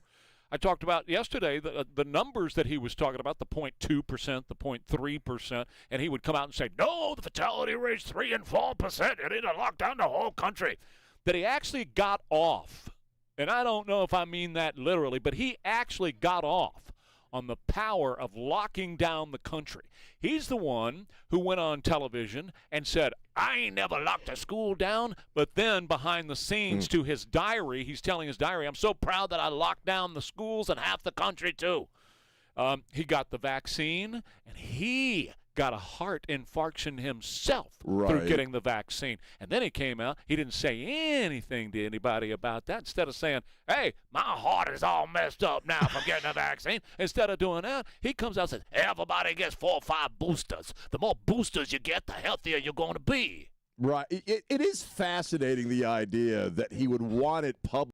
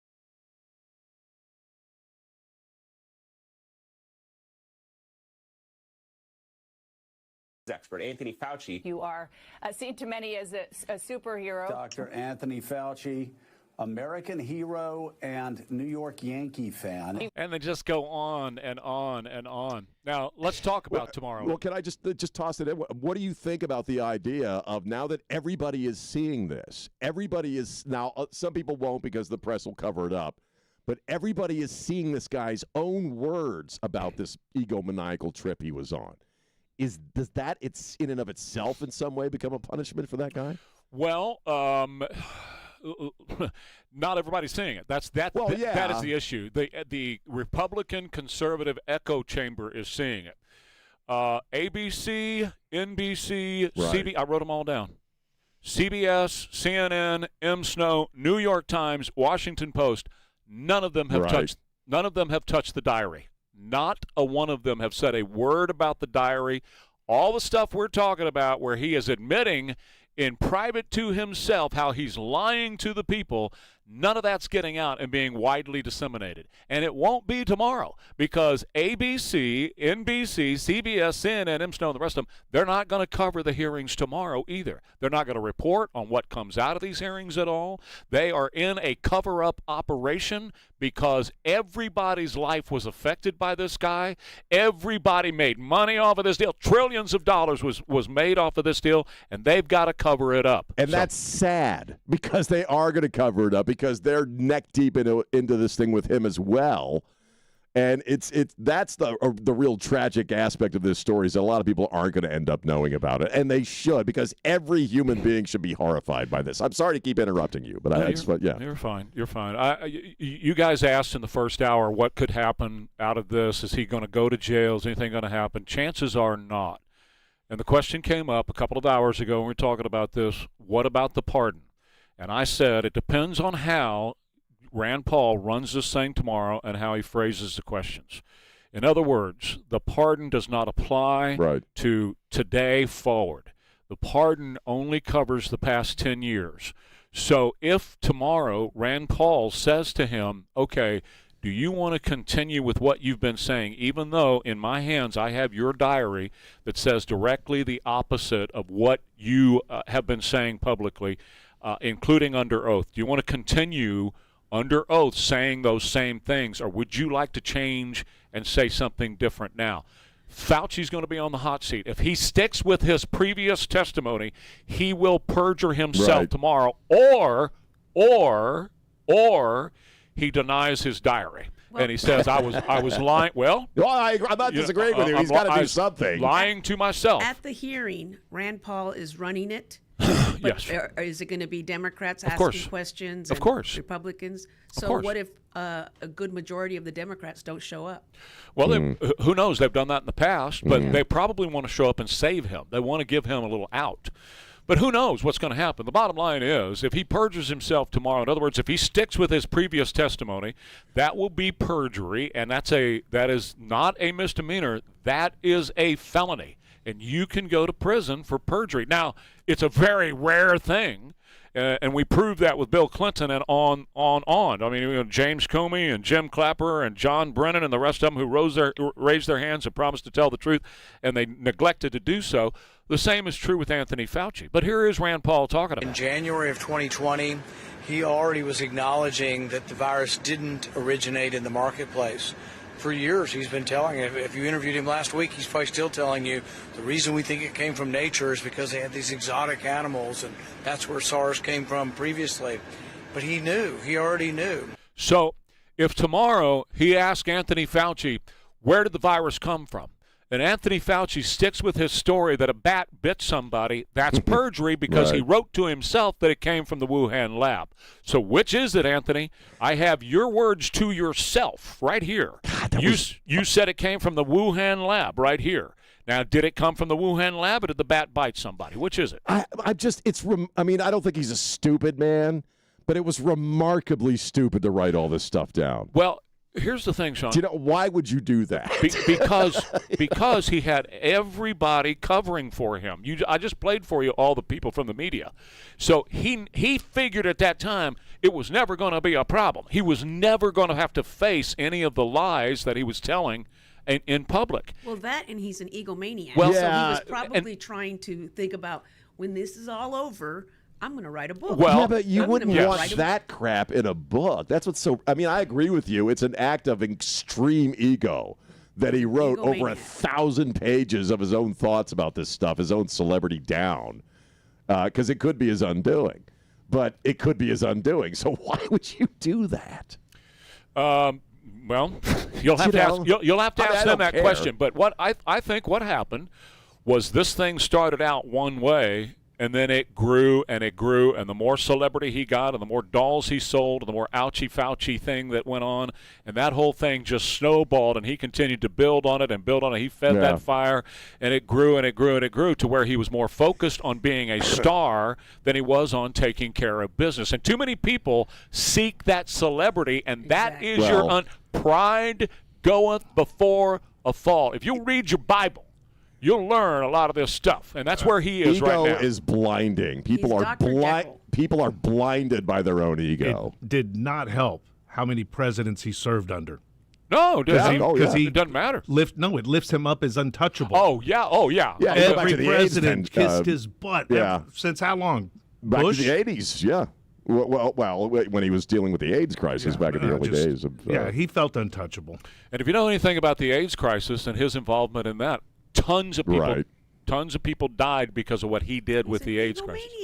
Well, he is that. Dr. Jekyll. He's evil.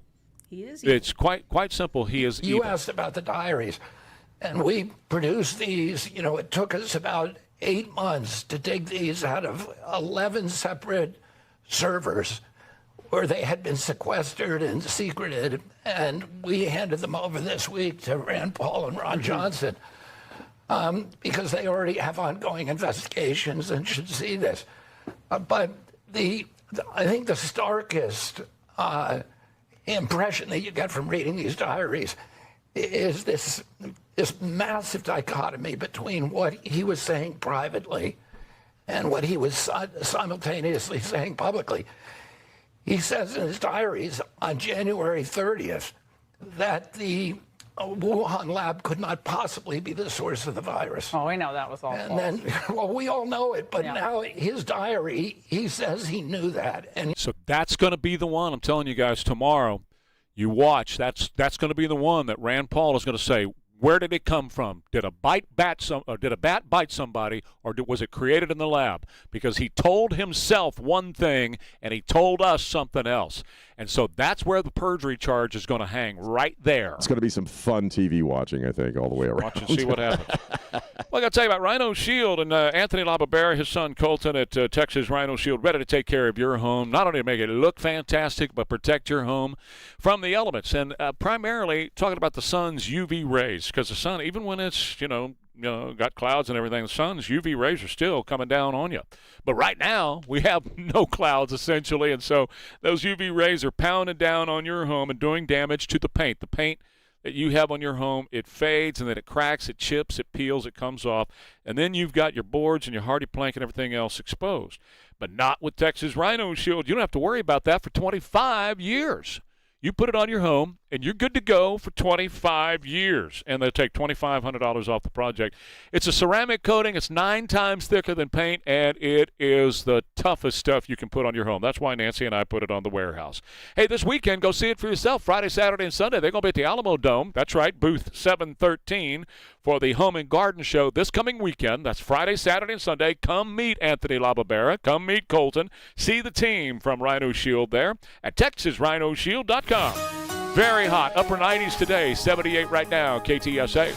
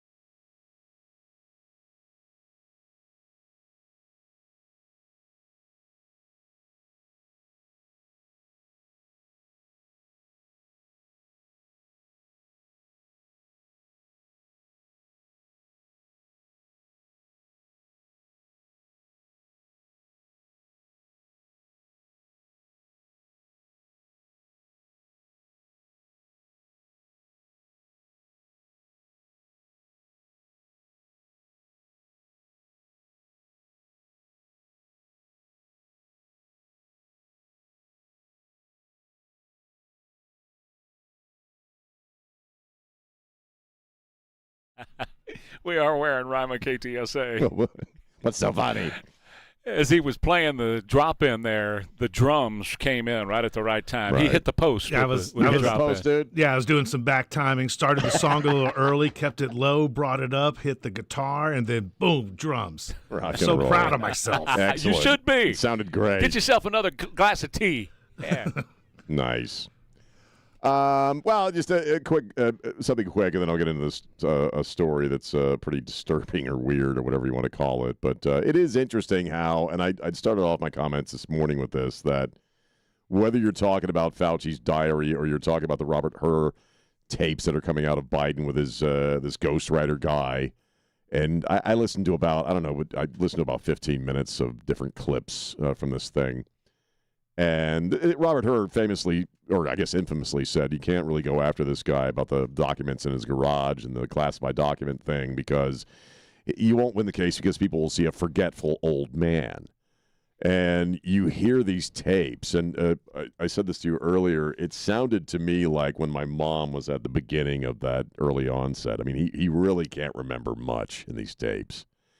And so you combine those two stories and you realize what an extraordinary crime was perpetrated against this country when we put a guy in the Oval Office who was not the guy in the Oval Office, who was not the actual president. I mean, it's painfully true. You and I were talking about it then, and we're getting a lot of validation, or proof, I guess you would say. You say the receipts on this thing.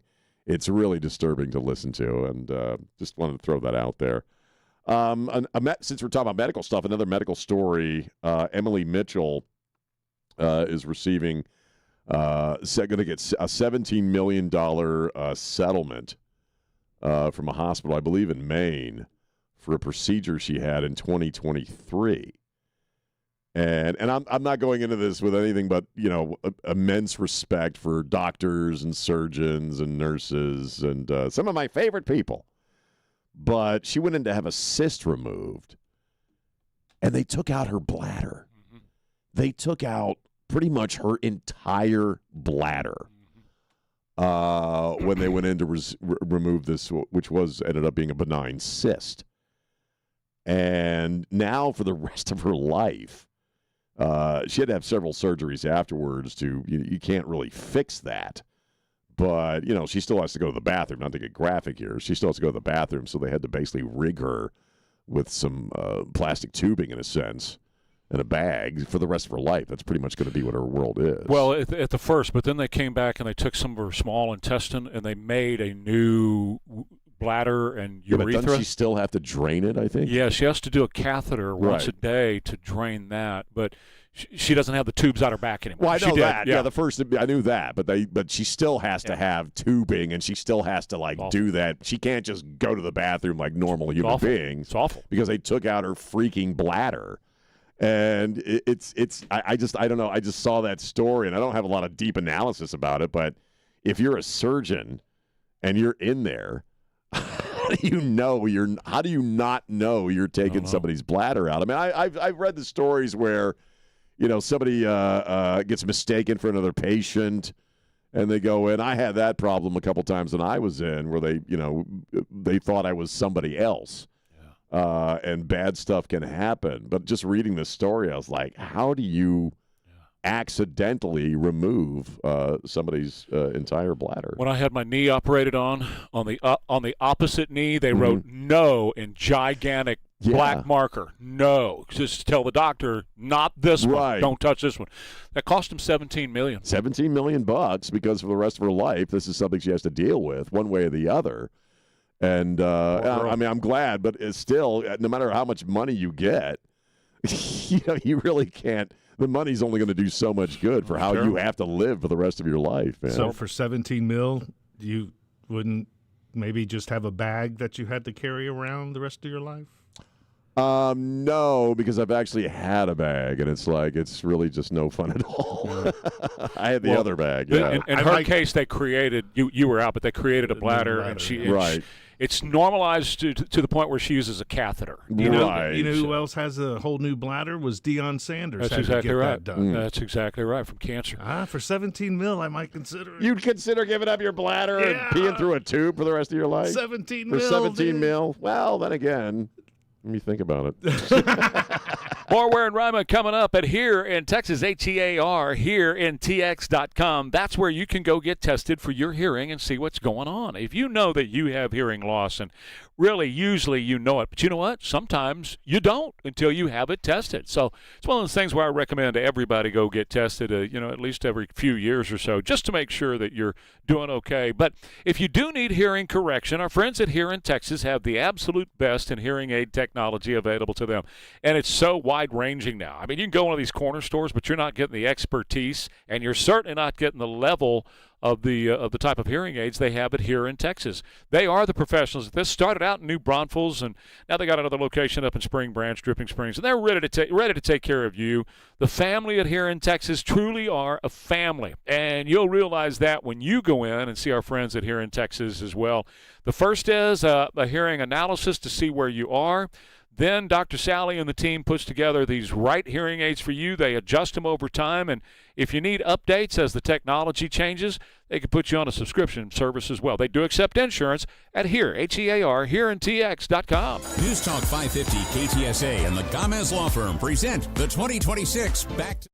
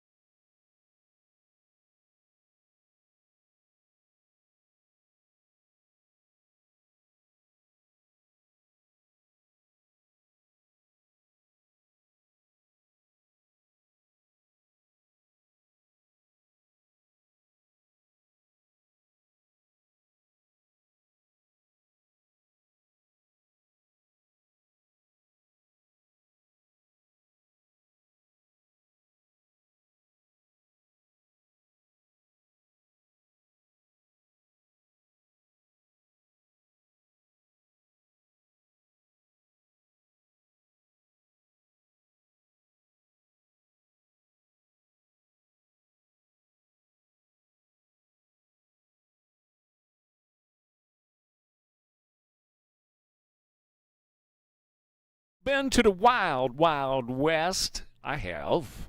Yeah. It was a little club over here on Northwest Military Highway.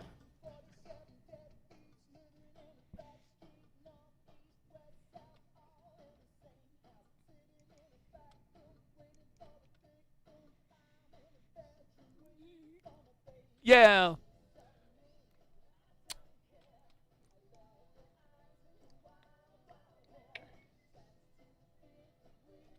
You ever been there? White man overbite? Oh, yeah. That was a place out here on Northwest Military called the Wild Wild West. Oh, man, it was a party time. It was crazy fun. 8:35, we're wearing Rima, KTSA. Got a couple of questions about the Fifth Amendment and Anthony Fauci tomorrow.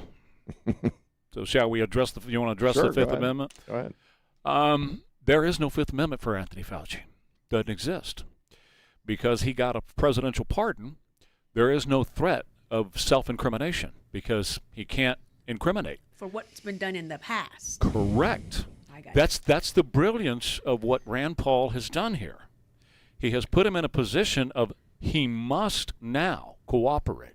He has no choice but to answer all of their questions, every single one of them.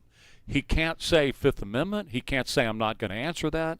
He is compelled by the force of law now to answer anything that he is asked tomorrow by anybody sitting on that dais. And that includes the Fifth Amendment. He can't say, for fear of incrimination, I'm going to provoke or invoke my Fifth Amendment rights. It doesn't exist anymore. That's the beauty of this.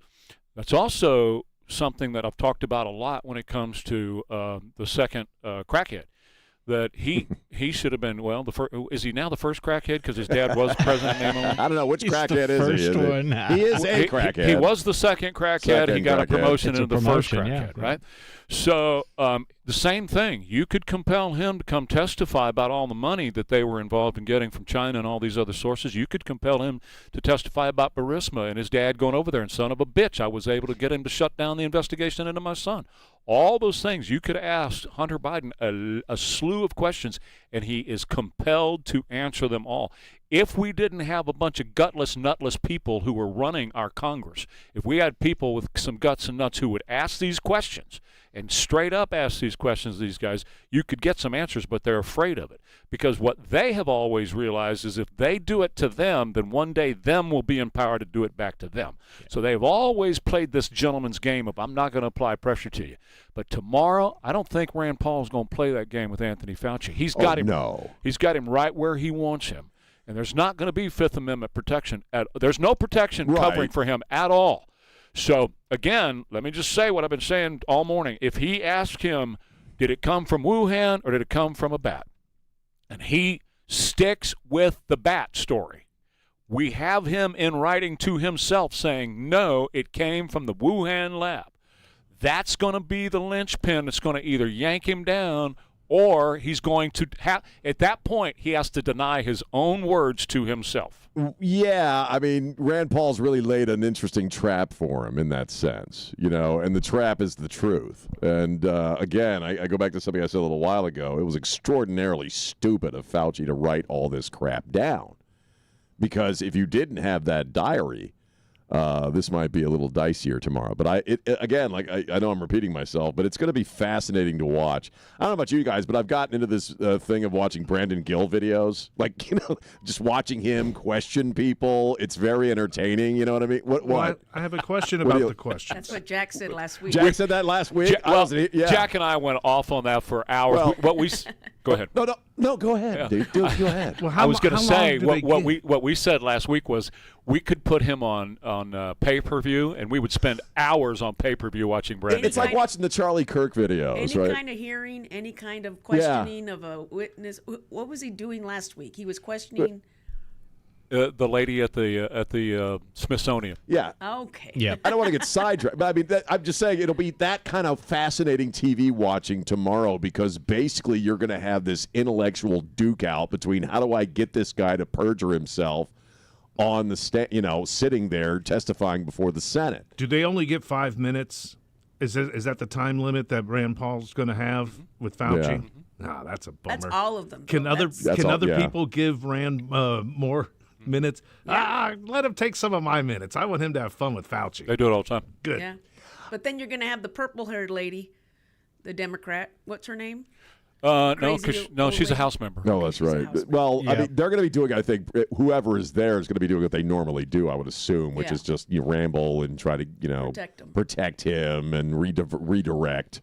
But it's going to be an interesting battle of wits to watch. And I personally think when it comes to Fauci and Rand Paul, because Rand Paul is a physician, I think it's personal. I think Rand Paul has a real contempt for the guy, and well, he should. Yeah. He is a contemptible character. Well, he lied to Rand on any number of occasions while the pandemic was going on. Here is Brandon Gill yesterday. I can't even say this without laughing. Adapting an LGBT+ inclusive teen pregnancy prevention program for transgender boys. I can't even say this without laughing. Do you think that is a useful form of our tax spend? I am not familiar with that grant, but I think bench research, government investment in scientific and pharmaceutical teen pregnancy research. for transgender boys. Do you think that is a useful spend of our tax dollars? I think government investment in all kinds of scientific research is of the utmost importance. So anyway, I'd love to make him for a senator for a day for tomorrow. It would be fun. So you guys were talking about that last week. That is hilarious. I watched like a bunch of them yesterday. You get sucked into it. Well, he also had the head of the Bar Association last week. And the question was, and it's on the X account, I have to dig for it, but the question that he asked was, on your website you say that everybody has their own specific biases. Does everybody have a bias?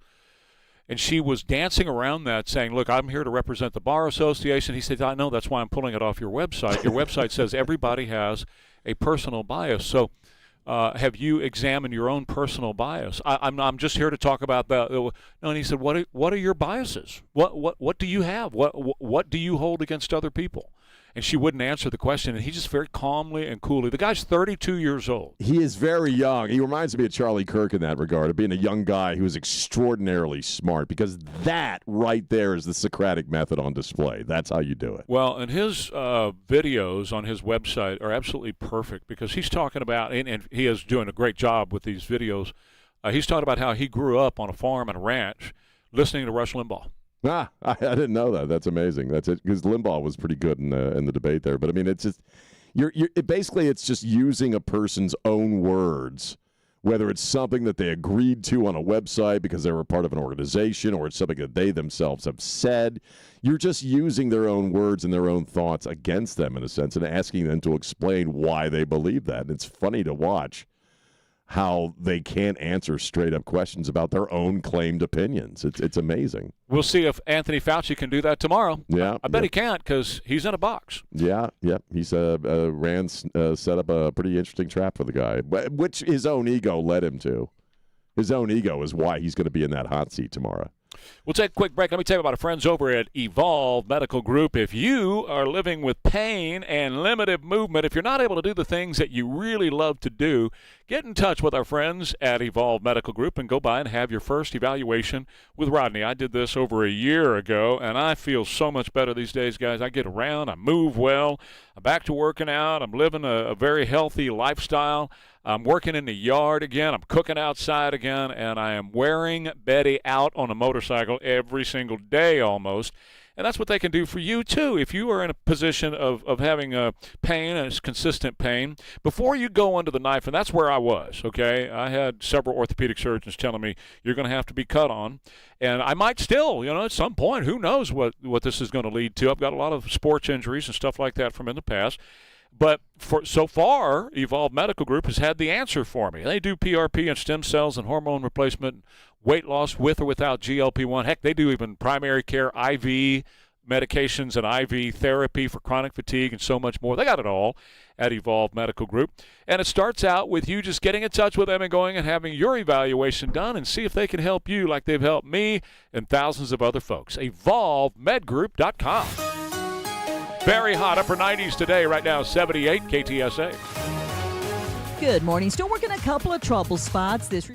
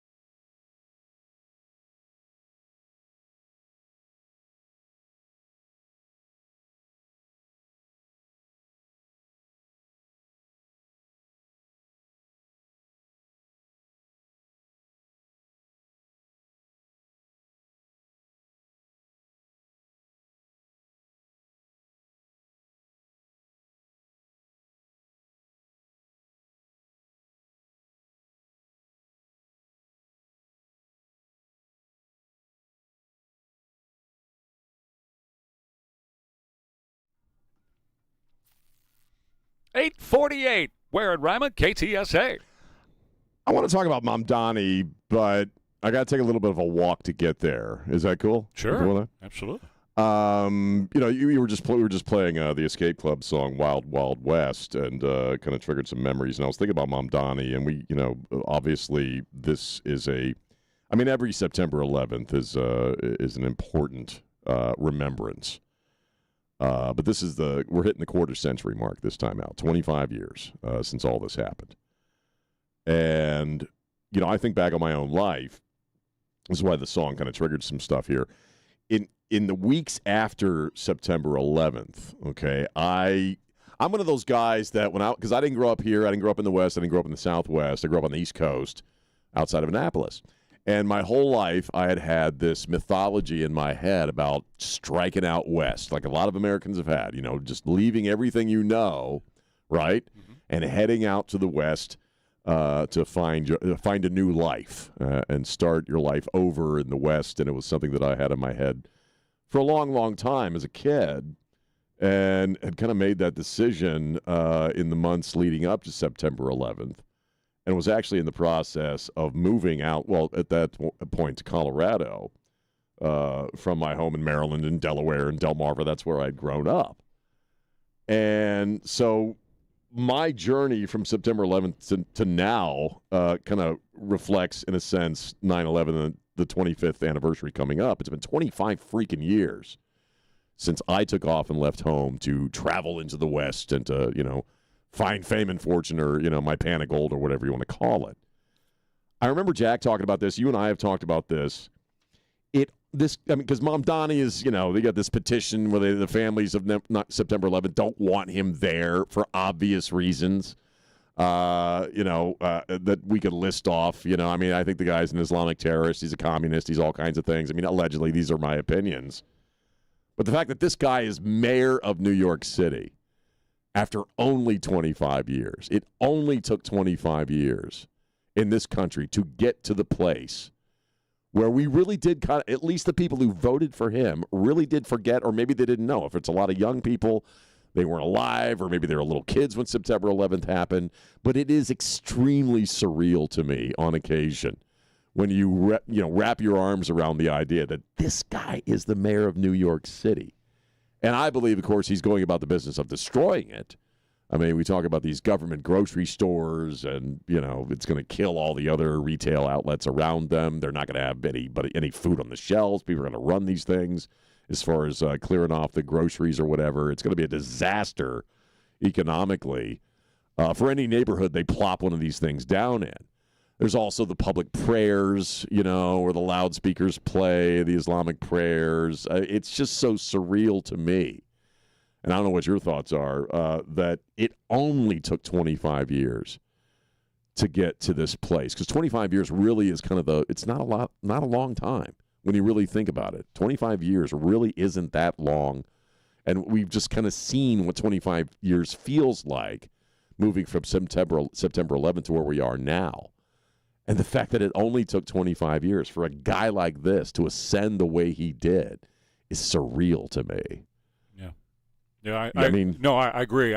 In fact, if you remember, I was the first one to start to say that last year when he started his candidacy. I said, look, if this guy wins, they conquer New York. You're right. You were saying that. In less than 25 years. Yeah. So, and they did. But I'm a little more hopeful these days, because the more that they put out their agenda, the more America started to wake up to what that agenda is. And it's not going to be one that's going to set well with the majority of Americans. When you start talking about, as an example, getting rid of police and getting rid of prisons, that right. is a tenet, and they are yes to that, and he is a yes to that as well. That there's going to be a big pushback on a lot of the stuff that he is attempting to do in New York. He's already pissed off a lot of wealthy people by releasing the information yesterday about their homes. Oh, right. He doxed a lot of wealthy people, meaning Woody Allen, Anna Wintour, Cynthia Nixon, a bunch of these people that were supporters of his and helped get him elected. He pissed them off yesterday by publishing their homes and their addresses. Right. And you do that to the people who follow him. Remember, we're dealing with radical Palestinian supporters, terrorists, that live in New York. You publish this stuff, and they know now where you live, or at least where your house is. It's a major threat. These are people who don't think twice about burning your house down. They really won't. Oh, sure. So, and that's why he published it yesterday, by the way. The list is long. That's why he published it, to threaten them, to say to them, you're going to pay this additional tax. This pied-à-terre tax is what they call it. It's a tax on a second home. And so he's threatening them with the army of brats that are with him on this. And I tell you, one of those homes burned down, and that you're going to see the winds change on this guy real quick. He's made the money people in New York mad enough at him now. He's not going to get much help from them. A lot of them have already taken off and left. Yeah. Yeah, a lot have taken off. But the weird thing about it is that list: Anna Wintour, Cynthia Nixon. Those are upper echelon Democrats. They're all liberals. Right, that supported him, got him elected. Supported him. Right, and that's the deal. He's biting the hand that fed him. Do I have De Niro's address yet? Oh, God. Oh, that's on the list. Can I have De Niro's address, please? What's that, Christian? When voting becomes verified and the mail-in voting scam is done, you're not going to see any more Mamdanis. I hope you're right. No, I guarantee it. I hope you're right. Guaranteed. Because it is stupid and surreal. Well, it's surreal means it doesn't make sense. Well, that lady, that explains it. The DSA co-chair, she did nothing to help any of that. Mm-hmm. And that interview with, who was it, Shannon Bream? Mm-hmm. Yeah, she's cute too. But not the DSA co-chair. That lady was an idiot. And a lot of people, I thought, would come to her defense when I posted it. Nope, liberals are staying away from that. Well, they're not really Democrats. They're communists. No, exactly. It's way, way left. Yeah, but way you label left. them just like they label us Nazis, and it says Democrat social agenda, so I'm just going to lump in all Democrats with that. Well, one of the things that helped Trump out a lot, there were a lot of things that helped Trump out in 2024 and got him into the Oval Office right now. But one of the things was he lost a huge percentage of the black vote that the Democrats had always counted on. And it was one issue. It was the trannyism. Right. That issue right there cost Kamala Harris a ton of black support. Yes. You would have thought that they would have turned out for her because, she's half black or whatever.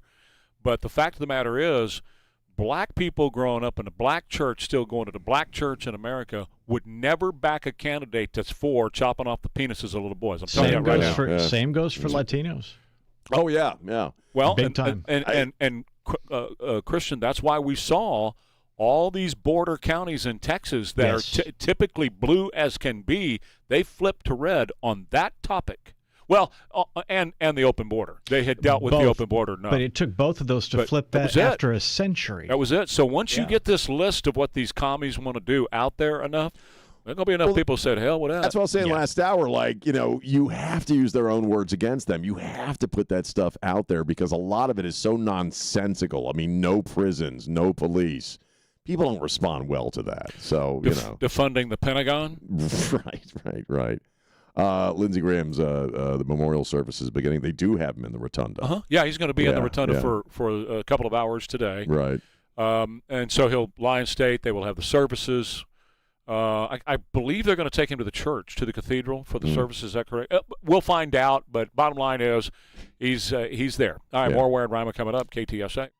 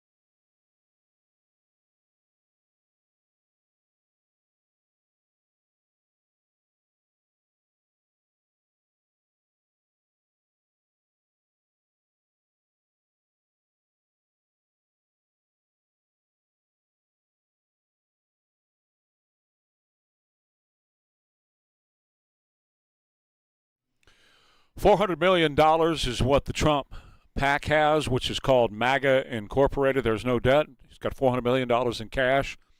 The RNC has $128 million and no debt whatsoever. And we're headed into the most important election that I can remember in my lifetime. And we've said that about a lot of them, but this is for all the marbles because you have people who want to destroy this country who are going to be on the ballot in November. The people you mentioned, the names you mentioned, AOC, Bernie, the Squad, Omar, these are people who even 10 or 15 years ago but would have been relegated to the outer extreme fringes of the Democrat Party. They're now the center of the party. They're the heart of the party. They're the soul of the party. So the Democrats have become a party of freaks, weirdos, losers, and crazies. But you can't laugh it off because it's deadly serious. Wow. When you give these people power, everything you know and love in this world falls apart. You have chaos, corruption, decay, violence, poverty. Everybody listen to Stephen Miller. He's telling you the way it is. He's talking about the socialists, Democrat socialists of America, but they're worse than that. They truly are communists. Democrat socialists of America, and they're the rising force. They are the main force, Sean, in the Democrat Party. It's a very important point. They're not a fringe group. They're not socialists, by the way. They're communists. That's my point. Yes, exactly. They are communists. They call themselves the Democrat socialists. They believe in total state control of capital. So this is a philosophy. This is an ideology. It starts with coercion, and it ends always in violent, repressive bloodshed. So it's not just a question of we disagree with them, we have a different point of view. The very survival of freedom, liberty, humanity, your family, your children, your future depends on ensuring that we do not allow communism to take hold in America. And that's why President Trump has courageously and necessarily framed this upcoming election around keeping communists out of power. Because if they gain power, then you, the American people, will lose everything. Everything. And eventually, as he said, it becomes very violent, where they come for you, like Mao did in China. The advantage that the Democrats have always had, of course, is the uniform and total support of the crazy leftist media in this country. Right? They've always had the support of the big broadcast networks, the print newspapers, and a large portion of all your friends at CNN and MSDNC. And a large portion of cable, too, Sean. Exactly. But the American people are learning, and you see it reflected in the polls. Democrats' approval has never been lower, and in large part because President Trump has exposed them for who they are. They're not liberal. They're not just left-wing. They're radical left, crazy communists. They're opening up government-run grocery stores to undercut mom-and-pop stores. They are talking about abolishing the prison and jail system in this country so that everybody lives at the mercy of the predators in the street. No borders, no ICE, no police, no law enforcement, taxes through the roof, regulate companies out of existence, regulate energy out of existence, grind the economy into dust. You'll be lucky if you have a windmill, and that's about it, Sean. That's about it. So here's some names for you. John Boozman, Arizona. Katie Britt, Alabama. Ted Budd out of North Carolina. Mike Crapo from Indiana. Chuck Grassley, Iowa. John Hoeven from North Dakota. John Husted, Ohio. Ron Johnson, Wisconsin. John Kennedy, Louisiana. James Lankford from Oklahoma. Mike Lee from Utah. Ashley Moody from Florida. Jerry Moran, Kansas. Lisa Murkowski from Alaska. Rand Paul, Kentucky. Eric Schmidt, Missouri. Tim Scott, South Carolina. John Thune, South Dakota. Todd Young from Indiana. They're all up for re-election. We're rolling into the midterms right now, and a very dangerous game is being played by rhino Republicans who will not pass the Save America Act. Here is John Thune. Well, we don't, and I've actually I've had this conversation with the president many times, I think, as you know, and I actually suggested at one point that his team come up and sit down and visit with some of my colleagues. So they came up, met with about 20 Republican senators, and 15 were no on getting rid of the filibuster. The votes aren't there to do it. I know he thinks he can persuade people, but there are a lot of folks who are this is a hard position for a lot of Senate Republicans. So Sean Hannity failed miserably there once again by not asking him who are the 15 that are saying that are hard no. The man just said there's a hard no on 15 out of 20 Republicans. We're not talking Democrat. All the Democrats are a no. But who are the 15 Republicans who are a hard no on the most important piece of legislation concerning voting that's existed in our lifetimes easily, and then why aren't we out there talking about them? Why aren't we bringing a pressure campaign, an influence campaign to change those 15? Why would they be saying no? They are Republicans. They should be for something that everybody, 82% of Americans support. There was another poll. I was looking at some more polling yesterday that, pretty much reinforces that most Americans want this. Why would John Kennedy, why would you think a guy like that would be fighting against this or not? Well, he's not fighting against it. The reason I put his name in there is because he's up for re-election. All those people I read, they're all up for re-election. Right. Kennedy's for it. Right. He wants it in reconciliation. Right. That's what I thought. Yeah. No, he wants it done. The other people I mentioned, like Murkowski, she's opposed to it. She's on record opposed to it. But these are the ones that are up for re-election, the ones from the Senate. But I want to know who the ones are, the 15 that he says, well, I got 15 that are a hard no. Really? 15 Republicans are a hard no. Who are they? Who are those people, and what's their argument? What's why are they pushing against this, or why are they not? Do they not want to see this pass? Well, what they always tell you is if you get rid of the filibuster, when you become the minority, then the opposing party is going to get rid of the filibuster on you. But the point is, the Democrats are going to get rid of the filibuster regardless of what you do. If you think you're doing something noble by protecting the filibuster right now, thinking that when the Democrats get in power, they're going to return the favor and they won't get rid of the filibuster, you're freaking dreaming or you're drunk, one or the other, because they will destroy the filibuster to do all the stuff we've been talking about. Well, yeah, and I think the value of the Save America Act sort of supersedes all that anyway, because if we don't have legitimate elections in this country, it's all over anyway, right? Mm-hmm. Isn't that what we talk about all the time? I mean, we're getting more and more information every week about how many people have been on these voter rolls who shouldn't have been there. We're getting more and more information about people who voted in elections that weren't supposed to vote in elections, and as we pointed out in places like New Jersey, it don't take much. It don't take much. It doesn't take a lot of people, illegal votes to sway a thing. In the last few elections, it's less than 10 votes. Yeah, think about that. Less than 10 votes in a country this size. If you've got 280,000 across the country that are not citizens of this country who are registered to vote, and you're going to find out more about New Jersey. There's about 35,000 who are registered in New Jersey. But you're going to find it out about, and this is going to be something that's going to come out over the next few weeks before the midterms. You're going to hear more and more states that are going to have to come forward with the numbers of folks that are registered to vote in that state that are not citizens of this country. It is a major problem, and they have been voting in our elections. The Democrats are liars. So if you're thinking the Democrats are telling you the truth when they say, well, it's a minimal thing, it just really doesn't happen. It's the opposite of that. It does happen. Well, yeah. Well, they've been claiming it doesn't happen for a few years now, but ever since Trump, got back in, and ever since you go back to 2020 when he was raising concerns about some of these ballot dumps and mail-in ballots, that's not going on. Oh, he just doesn't want to let go of power. Oh, he's a dictator and he's power crazy. I mean, that's the stuff that we heard. But you really can't deny what we're learning now as far as how corrupt these elections have been. So my opinion is that filibuster or no, if you don't have legitimate elections in this country, it really doesn't matter because ultimately the bad guys are going to win. If you could fake elections, if you can get elections, because that's what you see in communist nations, right? That's what you see in places around the world. The one guy who is the communist leader wins over and over and over again overwhelmingly. Why? Because it's not a legitimate election.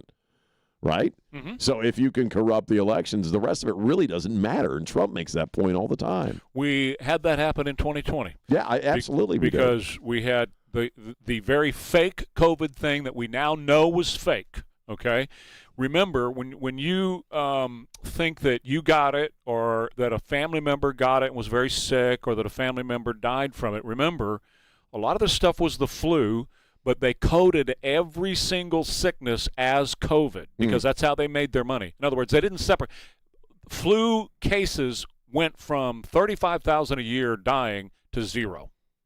Well, yeah, and if I remember, you also had people who were like suffering mishaps, and but they found out they were they were positive for COVID, so they would also claim, well, no, they died because of COVID, even though they fell out of an airplane. I said that yesterday, that when somebody would have a heart attack, and if they had COVID, they didn't say it was the heart attack that killed them. It was COVID. Remember, I talked about that yesterday. Cooking the books.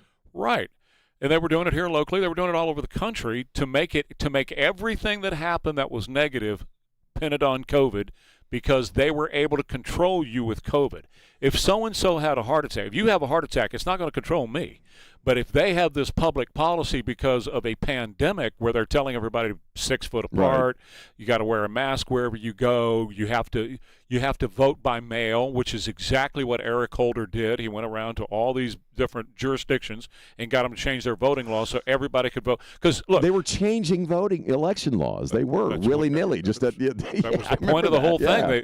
Eric Holder was going and saying we can't have people vote in person. Now, if you wanted to go watch some TNA in a strip club, that's fine. You can go do that all day long. They kept the strip clubs open. There were 2 things you couldn't do. You couldn't go to church, and a lot of the churches were shut down. A lot of churches never reopened again, or if they did open, it cost them millions of dollars. Grace Community Church in California under John MacArthur was one of them. He never shut down, but the feds got him for millions and millions of dollars in fines. They eventually won, but it took a lot to win. But they kept the strip clubs open at the same time. You could buy all the booze you wanted at liquor stores, and you could go to all the strip clubs you wanted to go to. You couldn't go to church, and you couldn't vote in person. They actually made it easier to get booze. Well, they did. You got delivery booze, you got drive-through window booze, but yeah, you couldn't go to church. That didn't really make a lot of sense at the time. Fauci belongs in jail. Here's what the president said about him this morning. Because he wanted to close everything down, and I didn't. Absolutely. But given what you know now... Had I taken his advice, the whole country would have been closed down, and much of the country was open because I didn't close it down. What I did do, though, is with Operation Warp Speed, is we got things done that nobody's ever seen in terms of all of the gear necessary, and we learned that the cupboards were bare. You know, when I took over, we had none of this. We didn't have the ventilators. I know. We didn't have anything. We ended up becoming the #1 ventilator producer, and we were supplying ventilators to other countries by the time we got going, and we did a great job. No, but I was not a believer because he said everybody has to wear a mask. Then he said don't wear a mask. You remember it was a whole thing. Wear them, don't wear them. I said, what are you doing? He started off saying don't wear them. Then he said wear them. Then he said don't wear them. And I lost a lot of respect for him during the period of time. Right. But I inherited him. He's been there since the 1980s. I mean, he was a guy that was there that I inherited. And with time, I didn't mind him. I didn't find him to be bad, personally as a person. But I didn't agree with what he was saying or what he was doing. And when Biden came in, he inherited him, and he gave him a tremendously high position. So what happened was Fauci was lying, and people died. And that's what he should pay for. And hopefully Rand Paul will be able to make that happen. What do you say about my friends at Wealth Watch Advisors? Look, here's the deal. Retirement is not just about having enough money. It's about knowing where your next paycheck is going to come from. So just imagine for a second, waking up each month with confidence, knowing that your retirement income has been thoughtfully mapped out to help support your lifestyle, to help manage your taxes and adapt through the changing market conditions, because the market is going to change, right?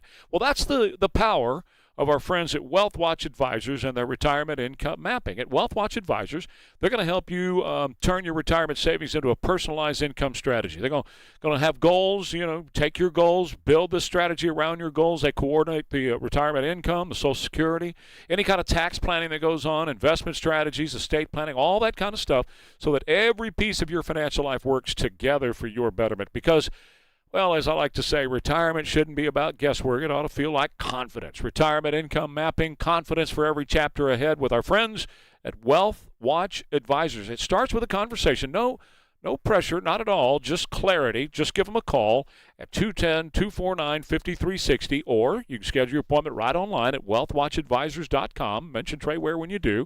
wealthwatchadvisors.com. That's Wealth Watch Advisors, a registered investment advisor. Investment advisory services involve risk, including the possible loss of principal. Past performance is not indicative of future results. Going to be very hot today, upper 90s for the high. Right now, 81 KTSA.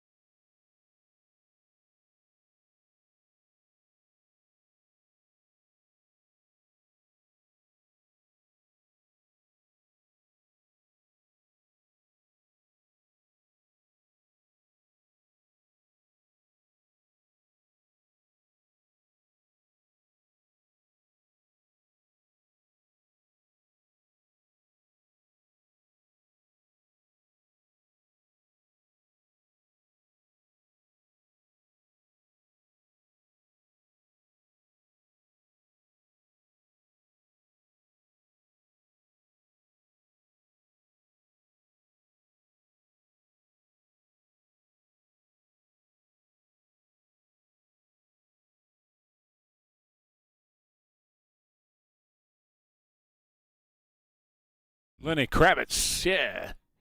9:22, we're wearing Rima.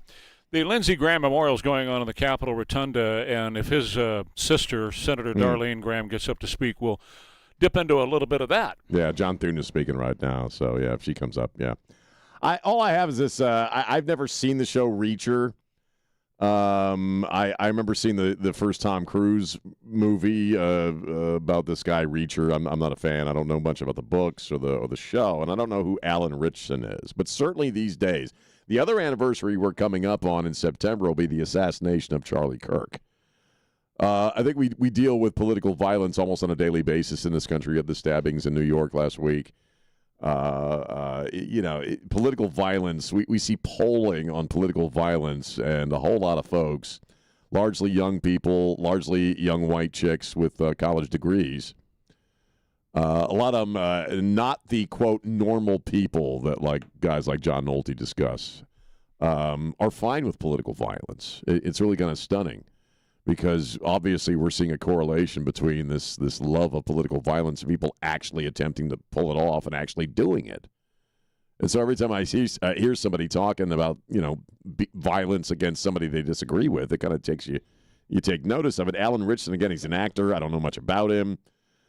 He worked with Guy Ritchie at one point, and I know Guy Ritchie's work. I'm a kind of a fan of his stuff. He's a British guy. And he recalls... Oh, JD's talking. I don't know if you want... Let's see what the vice president is saying at Lindsey Graham's deal. All here among his friends and his colleagues, and I also, of course, have to issue my condolences to them. I know so many of you loved Lindsey like I did. So many of you argued with Lindsey, laughed with Lindsey, relied on Lindsey. And I also, of course, want to give condolences to a group of people you sometimes don't hear as often mentioned in the same breath, but I know who loved him, which is his staff. I know all of you worked for him for a long time. Many of you worked for him for longer than, I've been in public service, certainly longer. Some of you even than I've been graduated from high school. Don't mean to age any of you. But what a testament to a man that he has so much loyal and devoted staff. And I think that's the first thing I want to tell about Lindsey Graham. I want to tell some stories, but I also want to make an observation, which is that Lindsey Graham loved people from all walks of life. I think in part because of the way that he grew up, because of the fact that he wasn't handed everything.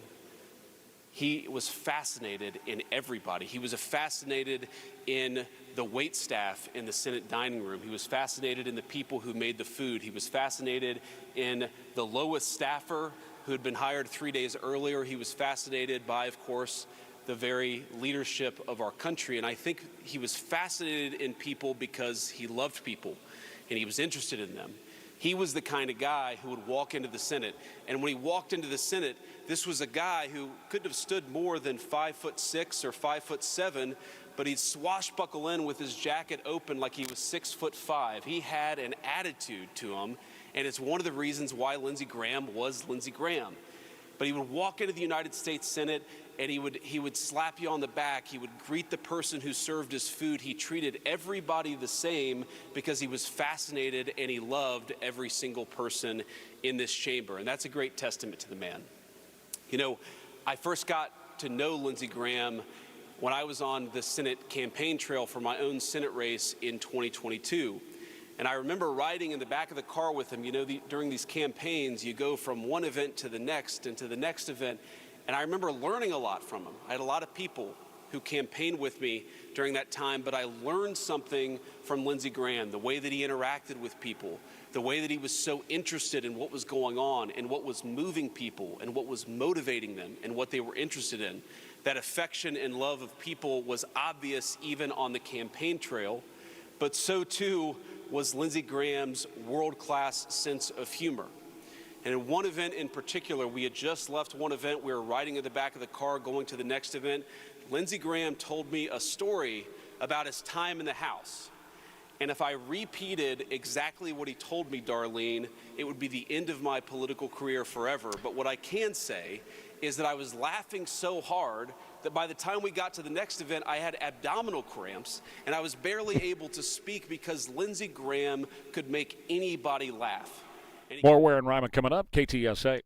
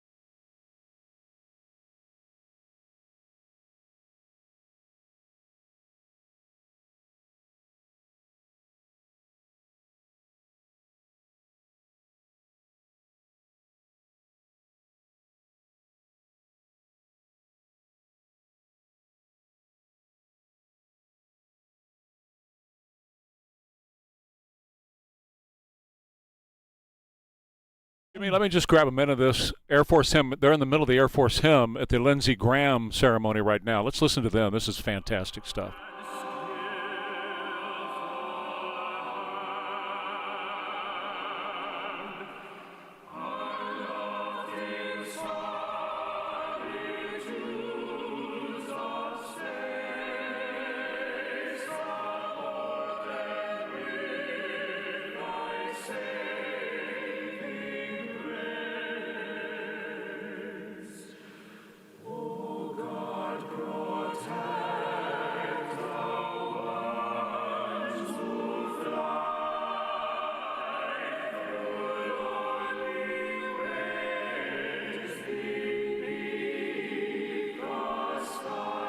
Absolutely beautiful. We have more Air Force in San Antonio than any other branch. So if you're going to go into the Air Force as an airman, you come through San Antonio at Lackland Air Force Base, and that's the Air Force hymn when they're honoring Lindsey Graham. All right. It's 9:36. We are Ware and Rima, and here is, somebody asked me in the office a minute ago. We were in the office. Oh, I know what you mean. There's a lot of porcelain in that office. Yeah. And somebody asked me in the office a minute ago, how did we get Anthony Fauci's diaries? Jimmy? Don, somebody, can y'all turn my computer on, please? Oh, the computer's down. Yeah. Can one of you guys turn my computer on? One of you guys, can y'all turn my computer on? Please. Thank you so much. You asked about the diaries, and we produced these. It took us about 8 months to dig these out of 11 separate servers where they had been sequestered and secreted, and we handed them over this week to Rand Paul and Ron Johnson because they already have ongoing investigations and should see this. But I think the starkest impression that you get from reading these diaries is this massive dichotomy between what he was saying privately and what he was simultaneously saying publicly. He says in his diaries on January 30th that the Wuhan lab could not possibly be the source of the virus. Oh, we know that was all false. And then, well, we all know it, but now his diary, he says he knew that, and yet for 2 years he told us that was. But he was given. So the answer to the question as to how you got the diaries and how we got the diaries out, it took many months and 11 different servers for Bobby Kennedy to go through and reconstruct these diaries, because Fauci had written them and they resided on the servers. Again, he has split them up to a bunch of different servers. But as Katie Miller said, and I think she's right, you've been asking the question, why would he have written this stuff down? Because he was going to play the hero later. He was going to show that he was the hero during all of this. Katie Miller brought that up, and I think she's absolutely right. He wanted a record as to him saving the world so that he could show that. And that's what he was doing, I think. I get think that, right. But you don't really give that impression when you're gloating over your own celebrity over a pandemic. You don't really get the impression that somebody's a great hero of this chapter in our lives when he's gloating about all his interviews and all his bobbleheads and crap. Well, you do if you're talking over and over again about how people are lauding praise on you. And again, that's why I was playing the stuff from all the media. Of course, it was faint praise. It was not real, but He's got all that recorded there about all these people who were just coming to him for his great advice and how wonderful it has been and how he's saved the world and all these people, these lives, many, many lives he has saved by all these actions. All that stuff is in there. So. Yeah, but again, all the other stuff is in there too about the bobbleheads. And it's like that you didn't – well, again, I do believe ego is blinding, right? So in his mind, he probably thought, oh, people are going to think I'm so freaking great. That's right. I got bobbleheads, and not ever realize that they might get the opposite impression of you. Right. Here's some more, Bobby. So loving his own press. I mean, they're going on and on. Well, I'm the most famous person in the world, internationally and nationally. I can't even go out to a restaurant because people want to take pictures of me. I mean, even if that was true, but why would you write it? That's just a bizarre thing. For all they say about Trump, Trump's an egomaniac. That's all they say about Trump. He has a healthy ego, for sure. Anyone who's president is. But this was America's doctor, Mr. Secretary. Why would he waste time talking about how beloved he is? Yeah, I mean, and the worst part is that giddy narcissism that you see throughout the diary is juxtaposed against really bad public health decisions. So his focus was on self-promotion, clearly, and nobody can read these diaries and say this is a political response. His focus was on promoting himself, on getting on TV, and not doing public health. He could care less about public health. He lied, and people died. That's the reality of it. But again, media mouth. Go ahead. Oh, again, why write down your freaking gloating over your celebrity? How could you possibly think that would make you look good in anybody's eyes? It's perplexing. I mean, this is going to sound shocking, but being in radio, we probably have encountered a few people with massive egos, and they're very often they're completely unaware of how they are perceived. And I think he's that guy. I think he was writing this crap down thinking, oh, God, I'm so beloved. Look, they're making bobbleheads for me. He probably thought people would think it was great. And yet, plainly, as Robert F. Kennedy just said, who said he was traumatized when he found out, when he really started to see the depth of this man's ego and how he was reveling in his celebrity while this global pandemic was killing millions of people. Anybody who would read that crap as he's writing it would have to think he was the most supreme a-hole in the world for having a great time with his own celebrity during a pandemic. I think Jack answered the question that you're asking yesterday during his show, and we'll ask him in a few minutes. Whenever you have somebody who is a sociopath or even a psychopath, maybe they're a serial killer. I did hear this. Yeah. Okay, go ahead. He said they always collect little things to remember their crimes by. Well, sometimes and maybe this journal, this diary, is Fauci's way of remembering his own. Yeah. He's an egomaniac, and I believe that he wrote this stuff down. So when all of it was over, he was going to do some kind of biography, a movie. He was, but Jack's point is right, and I agreed with him. Jack's point is you keep things from your victims to remind yourself of the crime, and it's like this journal itself is that. Because I agree with Jack. He's a total sociopath, obviously. Mm-hmm. Because he completely did not accept or believe that anybody else who would see this would think he was anything else but the creepiest, most awful person in the world. And yet he gleefully wrote this stuff down. It is very bizarre. Well, these mass murderers, they will collect, even as Jack pointed out yesterday, their victims' bodies. Yeah. You got a Dahmer who had so many people around him that were skeletons, and he would sit with those skeletons and have conversations with them and say that they couldn't have power over him and they couldn't leave him, which, in the Dahmer mind, the people who left him at a very young age were his family. His parents left him, and he was orphaned at a very young age. And these people can't ever leave me, and he kept those people there. Right. Well, that's what we're talking about here. In the mind of Anthony Fauci, he was the supreme. He has a God complex, and that's perfectly clear when you read these things. And he had to have a record of that God complex, just like these other guys that are criminals do. And how do they most often get caught? By those very items. So, again, his own diary is his own freaking words. That's why it's remarkably stupid to me.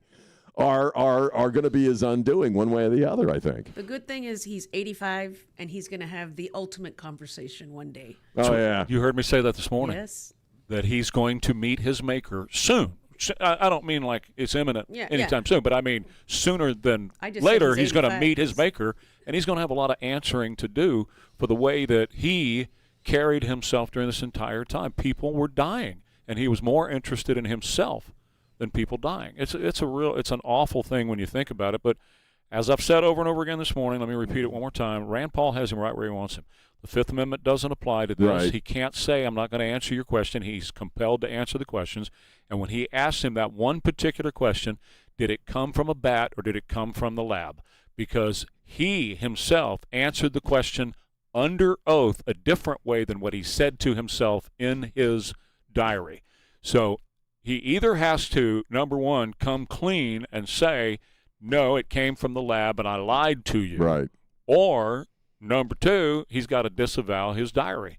That's where Rand Paul has him right now. Or number three is he could lie tomorrow And that way, that perjury for tomorrow is not covered by the partner. Right. So we'll find out. We'll see how it goes. Jack will join us next. I want to tell you about my friends over at Amity Bank. When you're dealing with Amity Bank, you're dealing with the small business bank for all of Texas. They're the best bank for SBA loans. And I can tell you from being an Amity customer for over 15 years, anytime you take your banking to them, well, number one, if it's your family's banking services that you're dealing with, your personal family's businesses that you're dealing with, whether it's a simple checking account or a savings account or a CD you need to purchase or anything like that, Amity has the best of the best when it comes to that for families. And I learned that over 15 years ago when we refied our mortgage, and then we went through my dad's death and some things that were going on there. They jumped in and took great care of the Ware family, and it was just amazing. But as our businesses have grown at the warehouse, we've needed some other services from Amity Bank, and they have been right there with our Beyond Business accounts that give us access to the same services that the big boys, the big companies get without the big company price. And that's a big help when you have a small business. So check them out. Number one, they're your go-to bank for small business throughout Texas. Amity NA, member FDIC, equal housing lender. Very hot, upper 90s today. Right now, 77 KTSA. Good morning. We do have a trouble spot on 281. This report sponsored by Blindster.com.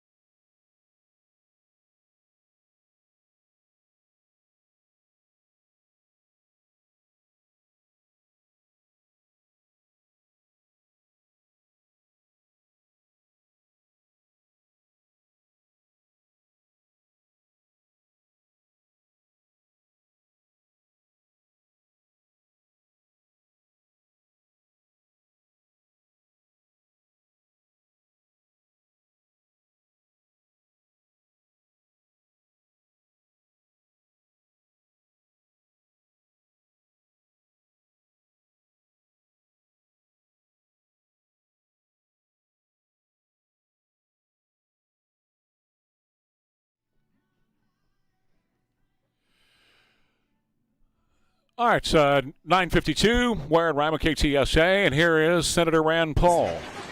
You know, one of the biggest items that we found in there was that in January of 2020, he already was acknowledging that the virus didn't originate in the marketplace.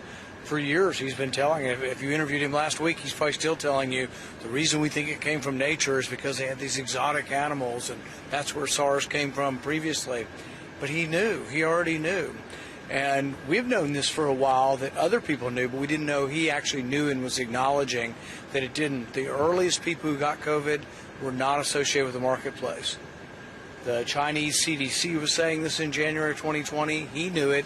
He told Dear Diary, but to the public, he commissioned this paper called Proximal Origins, and in it, they go on and on saying it's implausible that it came from the lab, and we're really convinced it came from these wild animals in the marketplace.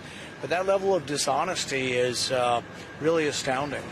Really astounding. And, of course, then he went on TV to talk about all of his celebrity. One that says, I got my first dose of the Fauci ouchie.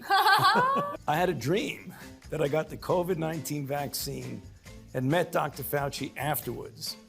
I told him that I'd bought his bobblehead, and he was super cool about it. I saw your bobblehead today. Did you like it? Yeah, it was amazing. It was great. PPL made fun of these Dr. Fauci prayer candles, but we got my dad one for his birthday in November. So he lit it every night, and everyone in my immediate family was fully vaccinated, so maybe there's something there. Jack Riccardi is here. Go right ahead, Sean. First off, that's like watching Hitler dance right there, isn't it? Listening to him gloat, over his bobblehead. Did you like my bobblehead? It's like, Jesus, dude. And then I met Tyra Banks. We all How heard. creepy is it? He's 109 years old. You shouldn't even know who Tyra Banks is. You're busy saving the world. You don't have time for Tyra Banks. We heard you. I heard you yesterday talking about him as a serial killer and how these guys. Because my big question is, Jack, why would you write all that down? I mean, it's over 1,000 pages. What is? I mean, my God, gleeful, gloating. Well, see, I weird. look at it this way. I now believe we need the diaries of all these people. Yeah, we need the Mitch McConnell diaries. We need the Kamala Harris diaries. I'm a big diary reader. I want them all.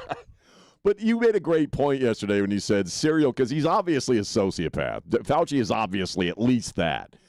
And that with a lot of serial killers, they keep mementos of their crimes. And I pointed out a little while ago, very often that's how they get caught, is they find this stuff. Mm-hmm. It's just mystifying to me that he would write, because he's writing about gloating. He's writing about his joy at being a celebrity, and it's, why Imagine would you write how that hard down? this must be for him now.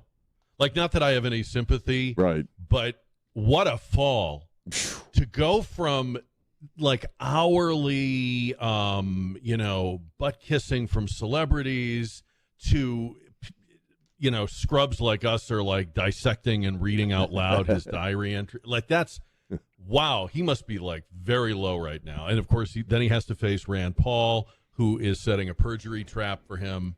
And yeah, it's not good times for the doctor. Yeah, for sure. No, the trap is definitely set. No doubt about it.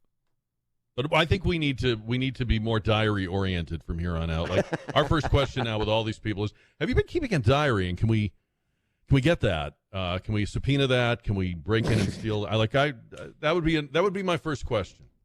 It is interesting, I would like to see a lot of these folks if they do keep a diary. I've never been able to do it myself, but, it's just mystifying that he would write all of that crap down. What do you think? Well, think about it. We don't keep diaries because we don't have this kind of stuff to put in them. Well, that's true. It'd be largely boring. boring. He's putting the death toll in, and right. then he's telling a story about having dinner with Jake Tapper and his family. By the way, the parallel of today's death toll was this. I went and had a nice walk through the college campus, and kids were taking pictures with me. That is such a weird juxtaposition. It is. Well, and he clearly had a God complex. That's what he was getting off on. He was enjoying telling people you got to stay 6 feet apart. No, God has a Fauci complex. Well, okay. I had it backwards. You're right.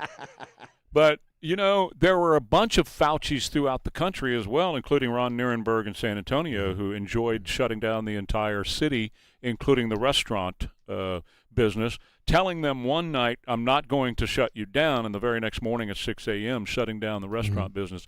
He spawned a bunch of little gods throughout the country. And whenever I see a restaurant even now go out of business, I think probably it started to totter. Of course it did, stagger Jack. It completely changed the restaurant business forevermore. It completely changed our lives. That's a great point, though, about the fact that what we see here was probably the lip-smacking satisfaction of a lot of other people. Absolutely. It's just that in Fauci's case, we have it in black and white. Including the people who harassed others when you went to Walmart and didn't follow the stupid little markers on the floor, and they ran up to you with their cameras screaming at you. Remember? Yeah, how many times did we go somewhere and all of a sudden there's this voice behind us going, excuse me, and we turn around and there's that wedge haircut and the clipboard and about a 90% chance that she's named Karen, and just, all of that is from the tree of Fauci. I was in a Costco one time in the middle of all of it, and the guy wouldn't wear his mask, and the guy at the front door of Costco said, sir, you can't come in here without a mask. He said, I'm not sick. I haven't been around anybody who's sick. This is nothing but the flu, and yet they kicked that guy out for being right. He was right. People probably applauded it. That really happened, all of that. And, you bring up the other people, all the other little gods, because if you're telling people don't have social gatherings, but you're, having din-din with Jake Tapper's in on it too. All these other people are just as sociopathic as he is because they all knew he was lying. I guess the next Jake Tapper book will be the one where he waits a year and then says, we should have been more skeptical of Fauci. We maybe should have taken a closer... That's right. Because they're not even covering this. I mean, this is mostly a conservative media story. I called it the echo chamber this morning. It's in the conservative echo chamber, but if you're listening to ABC or CBS, you ain't getting this. You ain't heard it yet. Jack Riccardi's